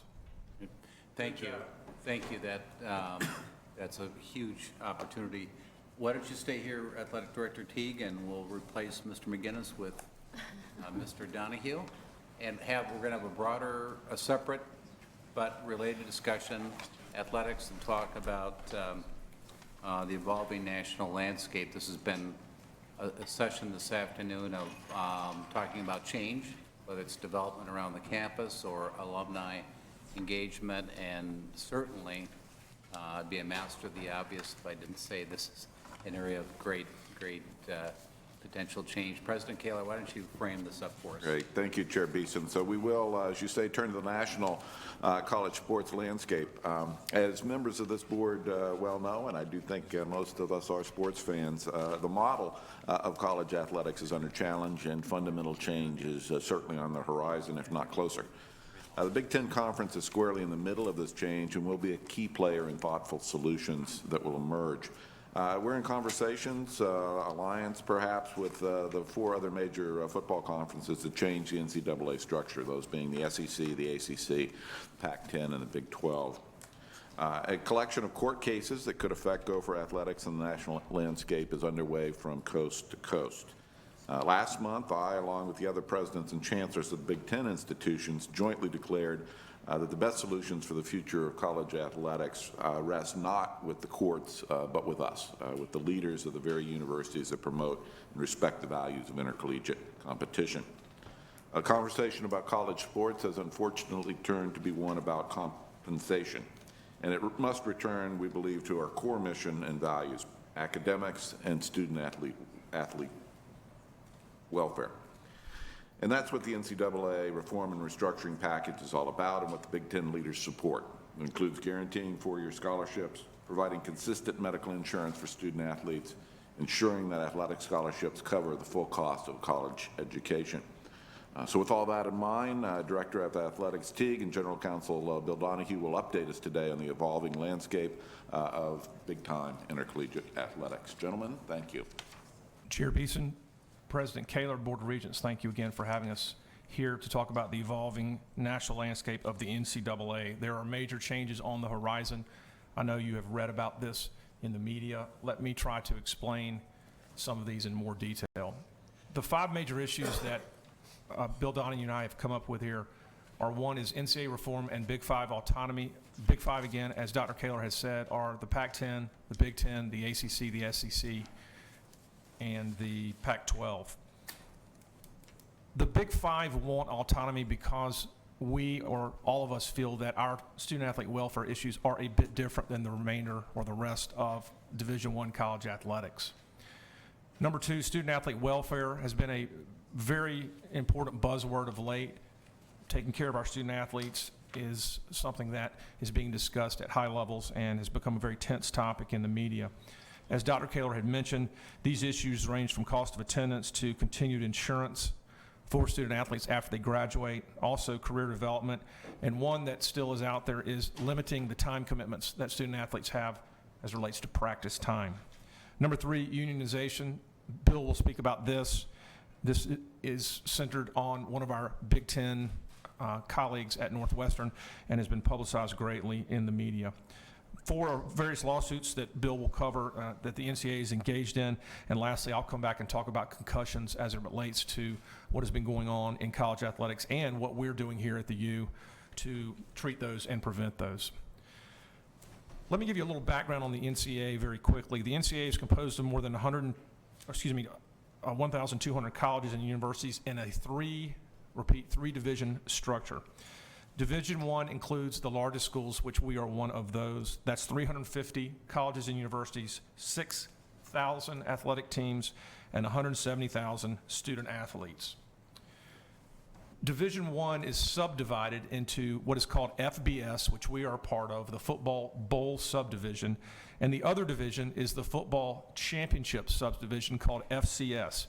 FCS, you may know, has a playoff structure, and they are not eligible for bowls that you commonly know, such as the Rose or the Orange. They have their own playoff structure, and it is a champion crowned during the middle of December. One difference between the FBS and FCS divisions is the FBS awards in football 85 scholarships, and the FCS awards 63. Next, the governance, and this is where a lot of changes are taking place as I speak. The NCAA Executive Committee is the overarching top committee, top governing body in the NCAA. It is composed of 16 university presidents, and 12 are from the Division I level. They address association-wide interest or issues throughout a given year. The Division I Board of Directors are below that. They govern the operations of all Division I sports. It's composed of 18 university presidents. There are an array of committees that report to them. You will see some of those listed here. Some of the more high-profile ones that you hear about more are the Infractions Committee and the Leadership Council. Government changes and restructuring in the Division I Board of Directors. This is where a lot of the discussion has been taking place. About a year ago, the NCAA put together a steering committee for governance and came up with a 53-page document to change this group. What they have changed are the following. There will be one additional president that will serve on this board of directors. There will also be an athletic director on this board. There will be a student athlete, and there will be a faculty athletic rep to make up the Division I board of directors. Next, autonomy, as I mentioned before. The Big Five, ACC, Big Ten, Big 12, Pac-12, and SEC would be afforded independent decision-making on specific issues. In other words, the decisions that we would make would be different than the non-Big Five schools in Division I. And the decision-making process is intended to ensure full institutional participation among the 65-member institutions, all with the backdrop of amateurism being the key. The areas of autonomy that I briefly mentioned earlier, one is increasing the maximum value of grant and aid to the full cost of attendance. Our gap in that area here at the University of Minnesota is $1,600. Two, rules that have direct impact on expenses incurred by student athlete and his or her family that are associated with competition. In other words, there could be changes to where we would have to pay for a student athlete's family to travel to an away game or travel to a home game. A couple of other topics that are being discussed. As I mentioned earlier, extended insurance coverage for student athletes after they graduate. In other words, if you have a knee injury while you were student athletes and you feel later, 4 or 5 years out of school, that you're having trouble with that knee injury and you had that knee injury while you were here at the University of Minnesota, then that insurance would have to cover that knee surgery. Also, career transition. There's going to be more liberal laws proposed for agents that can communicate with student athletes, and we can do more as it relates to career transition in that area. And lastly was the time commitment issue. That is going to be discussed. In other words, if there's a 20-hour rule for a given week that a student athlete can practice, maybe you shorten that to 18, or maybe you change things in the summer where they cannot practice for a full month. Those are some of the ideas that have been proposed that are very interesting and are going to be discussed a great deal. I'll turn it over to Bill Donahue now to talk about student-athlete unionization. Our next topic is student-athlete unionization, and this all begins at Northwestern, and at Northwestern, the quarterback of the football team, a fellow named Kane Coulter, who is ironically now trying out for the Vikings, led a drive to petition the NLRB for union status, and this is under the National Labor Relations Act, and this is a first-time, very unique thing that happened. The proposed union is called the College Athletes Players Association. The petition led to an evidentiary hearing that took place in February in Chicago, and the director ultimately ruled that football players are employees, not students. That was a very surprising conclusion to people like me and others in higher education who always thought of student athletes as students. Northwestern appealed that decision to the full NLRB. This is a regional decision in Chicago. It goes up to a Washington, D.C. board, which is the full NLRB. And while that appeal is taking place, they have held the election.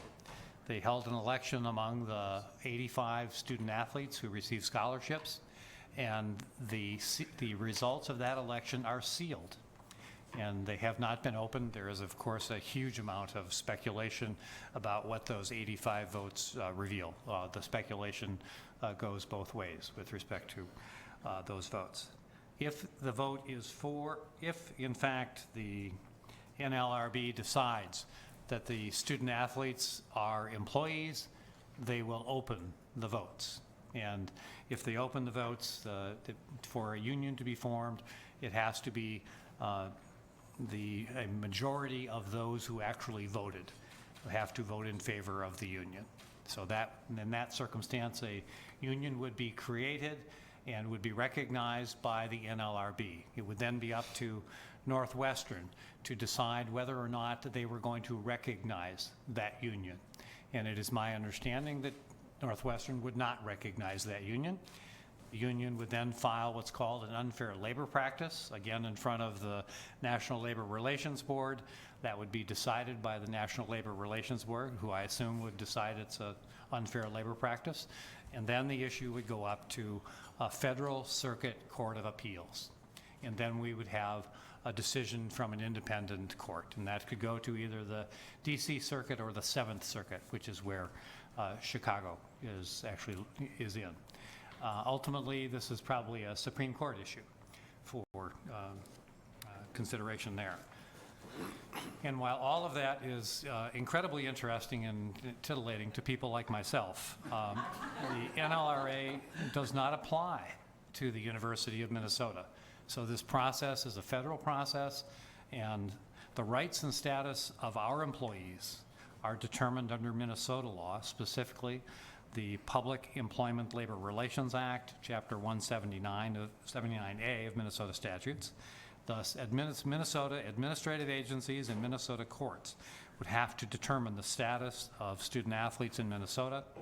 The federal decision would be precedent to consider, but would not be binding on the courts or the administrative agencies of Minnesota. So, can I get you to, there should be one more. There we go. So, why did the Northwestern players seek to unionize? This particular slide reflects the reasons that they stated to a newspaper reporter in Chicago at the time that they filed their petition. And the thing that I would point out to you is that if you look at this list and you look at the list that President Kaler and Athletic Director Teague talked about, there's a ton of overlap. So it is entirely possible that all of the things that they are looking for could be satisfied through this NCAA reform process and the process of creating autonomy for the 65 schools. And what I think is that at a minimum, what the unionization effort shows is an immense amount of dissatisfaction with the distribution of money within college athletics. And I think that that is actually what's going on with respect to the unionization. So let's turn to O'Bannon and Keller. These are two lawsuits. O'Bannon's been in the news a lot, Keller a little less so. And let me talk about Keller first. Keller is a lawsuit by Mr. Keller, who is a football player, versus EA Sports and the NCAA. The issue was the use of student athletes' likeness in video games. These video games that EA Sports did are no longer in production. You can't buy one, and you can buy them used, I bet, but you cannot buy a new one. The case is before Judge Claudia Wilkin, who is a federal district court judge in San Francisco, and as you can see from the slide, both EA Sports and the NCAA have decided to settle that particular lawsuit. And that particular settlement is currently pending before her for approval. The EA has agreed to pay $40 million, and the NCAA has agreed to pay about $20 million. It has agreed to pay $20 million. The two settlements have slightly different eligibility criteria. The plaintiffs estimate that about 96,000 people are eligible as claimants because their likeness and image appeared in these various games, because the games used teams from the Big Ten, the SEC, and all of these very large conferences. This will, of course, include athletes from the University of Minnesota, and I believe that the individual payments to individuals are capped at about $5,000 per year. Let's turn then to O'Bannon. O'Bannon was a basketball player at UCLA. He brought suit in 2009 over the use of his name, image, and likeness, And there's NIL is the new acronym in my world. So it's not, has nothing to do with soccer, it has everything to do with name, image, and likeness. And what we're talking about is the name, image, and likeness on shirts, jerseys, gear, photos, highlight videos, and on TV. There are several plaintiffs in the lawsuit, including 2 from the University of Minnesota. Moses Alapat, who was a football student athlete here from 2009 to 2013, and Sam Jacobson, who was a basketball student athlete here from 1994 to 1998. As you know, the case went to trial before Judge Wilkin in June in San Francisco and has been written about extensively. The evidentiary presentation went on for 3 weeks and included testimony from Mark Emmert, the president of the NCAA, Jim Delaney, the commissioner of the Big Ten, and Harris Pastides, the president of the University of South Carolina. It is not a jury trial, so the decision in the case is up to the judge. The briefs will be submitted in July, and the expectation is that Judge Wilkin will issue a decision shortly thereafter. There we go. The issues before the court are complex, they're detailed, and every nuance and meaning of every word has been fought over. There are very good lawyers representing both sides in this case, and they have had years to prepare for the case. And as the slide indicates, it's both a right of publicity case and an antitrust case. Unless the plaintiff establishes a right of publicity, there is no antitrust case because there is no right that's been infringed to be enforced in the antitrust action. The right of publicity is a form of the right of privacy. Every individual has a right to protect their own name, image, and likeness. There is a question of how far the right extends and whether the athletes gave consent to the use of their name, image, and likeness. The big issue in the case is whether the right of privacy extends to the broadcast of images on TV. There's little question that it extends to uniforms and pictures and gear that have a player's name or number on them. TV is the big deal. There is no applicable case law, of course. With respect to that issue, these claims are usually decided based on the consent of the parties who appear. The second issue is whether the NCAA has unreasonably restrained the economic interests of student athletes in violation of the antitrust law, and if so, whether the restraint is justified by the need for amateurism in college athletics. This issue was the subject of several expert witnesses, and expert witnesses are the heart of this particular dispute. As one commentator has suggested, the star witnesses in all antitrust cases are always the experts. And as you might expect, those experts disagree with each other and have reached totally contrary conclusions based on the same bits of evidence. The result in the case is essentially unpredictable, but commentators have been opining fast and furiously about the case. The plaintiffs have asked for an injunction that would make major changes in NCAA rules. We will know Judge Wilkin's answer in the next few weeks. Whoever wins, there will undoubtedly be an appeal. Moving on. And this is, well, we don't need to go through that slide. That's just telling you that Claudia Wilkin is the judge in the case, and she is a federal district court judge in San Francisco. The next case I'd like to just briefly talk about is Jenkins versus the NCAA in the Big Five conferences. And this suit is worth mentioning because it has also been consolidated before Judge Wilkin, along with other lawsuits under the name In Re NCAA Grant and Aid Cap antitrust litigation. There were several cases throughout the country. The way that works in a federal court is there's a multi-district panel that decides where they should be heard. The panel decided that they should be heard in San Francisco in front of the federal judge out there.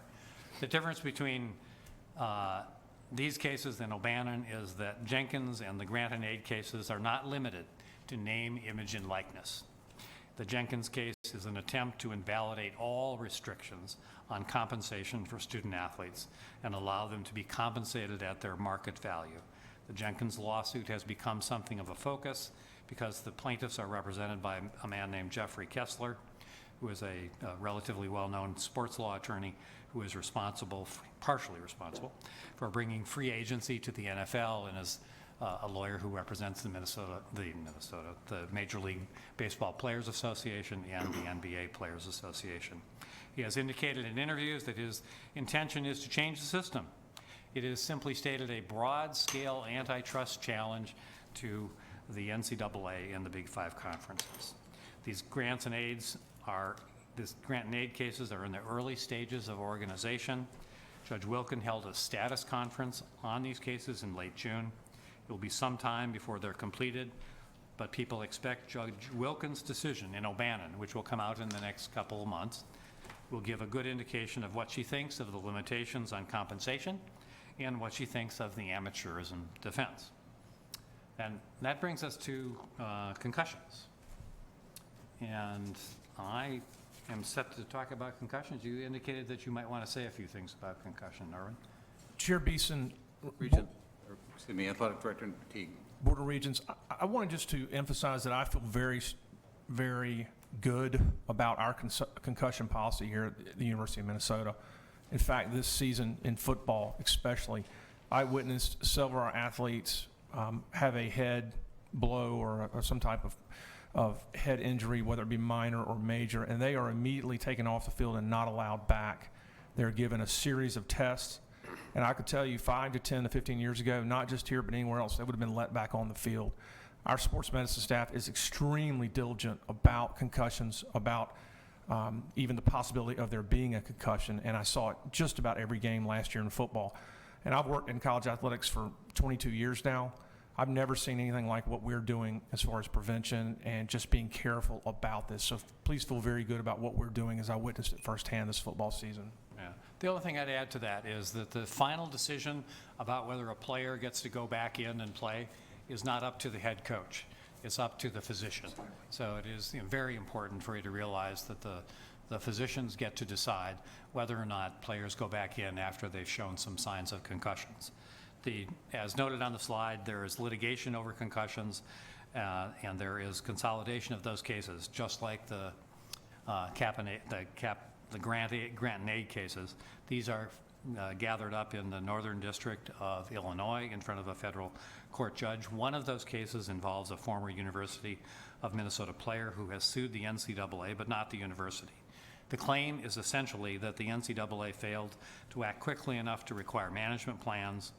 As many of you know by reading the paper, the NFL has faced similar claims and has agreed to a claims process. The NFL originally sought a $795 million cap on their liability, but it was rejected by the federal district court, and they finally agreed to the process without a cap.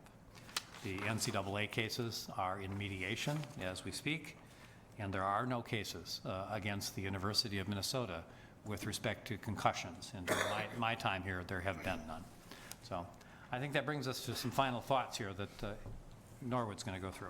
Chair Beeson, Board of Regents, a couple of final thoughts before we conclude and open it up for question. The NCAA, the Big Five reforms will be decided in August 2014 and then implemented there forward. Some not immediately, some will be several years down the road. This will likely include several student-athlete welfare proposals that will improve and enhance our treatment of them with attendance cost.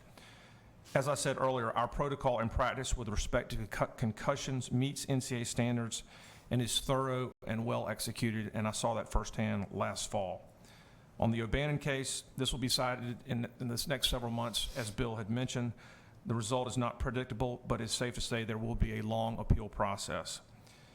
As far as unionization is concerned, a decision will be handed down by the NLRB within the next few months. Any finality in this case, as well as O'Bannon, is a long way off.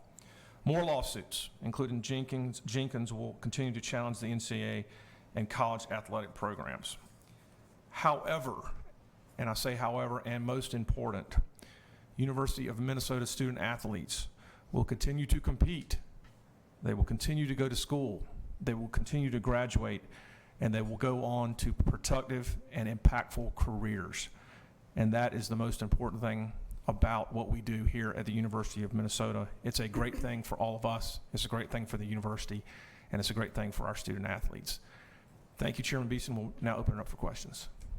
Questions this afternoon for Athletic Director Teague, Mr. Donahue, Regent Frobenius.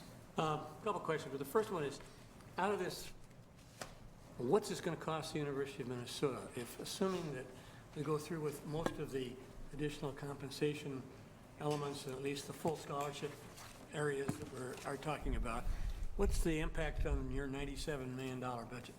Chair Beeson, Regent Frobenius, we don't really know, to be honest with you. We're doing a lot of figuring in that area. Cost of attendance is $1,600 right now that is calculated on campus. This has nothing to do with athletics. It will be, we're not even sure whether cost of attendance would apply to full scholarship student athletes or all student athletes. We don't know. We hear different things. Dr. Kaler is very involved in this now. He's going to be a part of the Division I Board of Directors, so we're not really sure. But to that end, we are doing a lot of calculations and trying to prepare for it. It could be quite a check, and it could adjust what we do in many ways. We'll just have to see how it all plays out. Recognizing. Regent Frobenius, follow-up. Just recognizing the difficulty in putting together a number, are we talking in a 5 to 10% range? Are we talking in a 20 to 30% range of that total budget? Chair Beeson, Regent Frobenius, I would think more in the 5%, if even lower range, that it would be. Some of the reforms will not cost anything, whether it be decreased practice time. Yeah. Insurance would. Some of the career advice and some of the rules that will be loosened there don't cost anything. But I'm just hoping that in the end, we'll make good decisions, and the NCAA will make good decisions, and those that are making these decisions at that level, and it'll be to benefit the student athletes. Can I jump on that? President Kaler, would you want to also address your installation? Thank you, Chair Beeson and Regent Frobenius. I would stretch a little bit. I think that the answer that you just got is correct. If there are relatively modest perturbations to what we do, and if the reform that the Big Five conferences agreed to. But there is a not zero risk of dramatic change in college athletics, and particularly if unionization becomes an issue, it is extraordinarily difficult to imagine how the conventional affiliation of those teams with universities could continue. So in that case, it's a completely different game. So it's, as they say, interesting time. Chair Beeson, Regent Frobenius, one of the areas that I have the most concern about is the element of the O'Bannon case, which was the last bullet that Bill Donahue put up here, and that was television and television revenue. The likeness part and the selling of jerseys or pictures or things like that, you can argue that and talk about it. But when you talk about television revenues, you're talking about a dramatic change. And I don't know where that will land, but that is the part where even Bill said he went to a convention back a couple of weeks ago, and the lawyer who was presenting a summary on the O'Bannon case said, you have this, this, this, and this, and then you have, oh my gosh, television. And it was huge. That's very concerning. Regent Cohen. Thank you, Chair Beeson. This may be a little detailed, and good luck, President Kaler, in your new role. When you mentioned the autonomy of one of the proposals in some of the changes was that perhaps the Big Five will get some autonomy from the other. Does that mean autonomy individually as a conference or as a unit, the 5 conferences? Chair Beeson, Regent Cohen, my understanding is that would be autonomy as a 5-conference unit. That's right. Regent Amari. Thank you, Chair Beeson. Thank you both for the presentation. I'm curious, when we're talking about the dollars of this, the grant and aid, expenses incurred by student athletes, so on and so forth, even if it's a 5% cost to us, is it safe to say that those who have higher budgets will just continue to get better, and we will continue to stay where we're at because they already have the money? I mean, Wisconsin has a huge budget, so then they say, yeah, we'll pay for your family to go here, there, and the other. Then they attract the top athletes, the Auburns, the UTs, and we just... Chair Beeson, Regent Amari, that is a definite concern. It depends on how far, as Dr. Kaler said, these autonomous rules go. And if they go very far, we have a lot of concern because, as they say, the rich get richer, and those that can afford it can do a lot more than we can. Regent Broad. Thank you, Mr. Chairman, and this is just a fascinating and conversation that could go 1,000 different directions, so I really appreciate the update. You know, I just think about things kind of, you know, like our commercialization, for example, that we do with research, things that are created here at the university, and the royalties then that the university sees back. How does that relate to athletics then, if something like this were to go through? Is there a possibility that careers of the future then bring back royalties to the university? Things along those lines. I just, you know, it seems like it could go 1,000 different directions. What I'm curious about, though, is more, you know, we hear a lot about the people who are filing these suits and why they're filing the suits. But it seems like the impact to the student athletes, if they're called employees, would be significant in a lot of ways. So what are the student athletes who are not seeking these suits saying in terms of the concerns over the directions of this fast-moving or slow-moving change, depending on your perspective? What are the naysayers saying from the student side? Go ahead. Chair Beeson, Regent Broad, that's a great question. And I think for majority of the student athletes are concerned about what class they have next and what time practice is and how much playing time they're going to get and what they're going to eat for dinner. Now, you do have some that feel like, and I would say it's a smaller group that feel like, you know, maybe we deserve a little bit more of this income distribution. But it's not an overwhelming, it doesn't seem to be an overwhelming feeling throughout athletic departments that there's rebellion going on. I think that it's just, it all started really with the income distribution, whereas we get a lot of publicity on the fact that, and I even said it today, that we have increased revenue from television. And when you have football and basketball players who see that, and some causes pause for some of them, then that's where this began. But there's a lot that goes into that, and that money is also distributed throughout all athletic departments and pays for all other sports. So I don't know if that answers your question, but I think the overall feeling is it doesn't seem to be strong towards unionization or something of that nature. Regent Broad, I have not had conversations with student athletes about this, so I don't know. What I think is going on is there's this huge financial imbalance that everybody sees in terms of the money going to coaches, and I think that causes the adults, at least, who have law degrees, to think that that's wrong and unfair, and I think that is a little bit of what drives this. And I assume if you talk to students, they would be much more concerned about, you know, what's for dinner and when my class is and all of that kind of stuff. But it isn't going to go away because the adults have, you know, asserted claims. They've asserted claims in federal district courts. They've asserted claims before the NLRB. Those are real things, and you have to respond to those real challenges and to the real concerns. I mean, that's why I put up the slide about what the student athletes actually wanted out of unionization, because that is consistent with what, you know, the athletic directors want and what presidents want for those student athletes.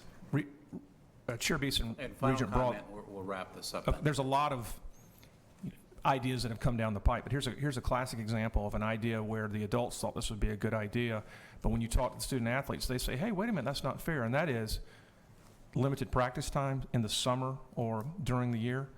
There would be a large percentage of our student athletes we'd have to lock out of the building and tell them not to come in, and they would think it's unfair they can't practice on their own, or they can't practice them because they want to.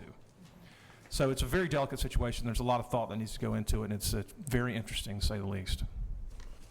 We appreciate both presentations today, Athletic Director Teague and Mr. Donahue. Thank you for that. We'll see you back, and there'll be more discussions about this. Thank you. Report of the committees. We did not have committees meet this month. Is there any old business? And under new business, we have an item. I'd like to ask Vice President Wheelock and Susan Carlson Weinberg to join us at the table to present a proposed acquisition of land near the university's biomedical discovery district. Ms. Weinberg, good afternoon. Good afternoon. Good afternoon, Mr. Chair. Thank you, Mr. Chair, President Kaler, members of the board. We do have an item for new business. We have shared with you some information about a real estate acquisition that we would like to receive approval for, And with that, I'll introduce Ms. Weinberg to go through the overview of the opportunity. Thank you. Mr. Chair, members of the board, President Kaler, the purchase before you today is property at 650 25th Avenue Southeast and 501 29th Avenue Southeast, Minneapolis. These two parcels total 3.89 acres. They're located just north of the university's Intercampus Transitway and the Central Corridor Green Line, LRT. These properties are adjacent to the university's East Gateway District, which includes TCF Bank Stadium, as well as the Biomedical Discovery District. The legal descriptions of the property, part of Lot 9, Auditor Subdivision number 88, part of Lot 7, Auditor's Subdivision number 21, part of Lot 4, Auditor Subdivision number 88, all in Minneapolis, Hennepin County. The owner of 650 25th Avenue Southeast is Dev 1, a Delaware limited liability company. The owner of 501 29th Avenue Southeast is JJN-L, another Delaware limited liability company. Both are owned by Alexandria Real Estate Equities, which is a REIT headquartered in Pasadena, California. The purchase price for both properties would be $7.9 million. Closing would occur on or before July 15th, 2014. That's a requirement of the seller to sell at this price. The university would pay cash at closing. The subject properties are both fenced, vacant parcels. During the last month's neighborhood bus tour, Vice Presidents Fitzenreiter and Wheelock mentioned to you that the university was in negotiations to acquire these properties, so I believe you did do a drive-by. The acquisition of these properties would be a strategic move to secure land for future campus needs, and surface parking is always a common interim use. The university has completed its environmental assessment of these properties, and the purchase would be funded with university debt, which we expect would be issued sometime in the next 6 to 9 months. That completes my comments. I'll open this up for questions and ask for a motion and second then. Move approval. I would second it. There is a motion and second. Discussion on this proposed acquisition. Regent Devine. Do we anticipate that there are going to be any cleanup costs within the two parcels, individually or combined? Yes, we do, and those costs have been estimated for various types of uses, whether it's a surface parking lot or a building with a basement or underground parking. So we are well aware of the costs of that would be incurred in conjunction with development at some time in the future. Follow-up question, Regent Devine? You don't have any estimation on those costs, though, or what that looks like right now? It depends upon the use. They range anywhere from $27,000 up to maybe $1.6 million, depending upon use. Okay. Regent Frobenius. I just want to speak in support of the resolution. We were given some comparative costs to other acquisitions prior to this meeting, and I mean, the number is kind of a gulp number for this project, but when you look at some of the other acquisitions that have gone on recently in this area, we're not out of line at all. Maybe the good news is that the building, there is not land on, there's not a physical building on the site. That actually maybe helps us forego some future demolition costs. The point is it given, particularly the private development that's gone on with housing around the university campus now, becomes the overwhelming position. I wish we were in the position to not have to use debt for this. We could do it out of reserves, but it's not the case. But I believe that this is an important step for the university to take. Other comments before we vote? All those in favor of the acquisition say aye. Aye. Aye. Against? Motion carries. Thank you. Thank you, everyone. This meeting of the Board of Regents is adjourned, and we will resume meetings in St. Cloud.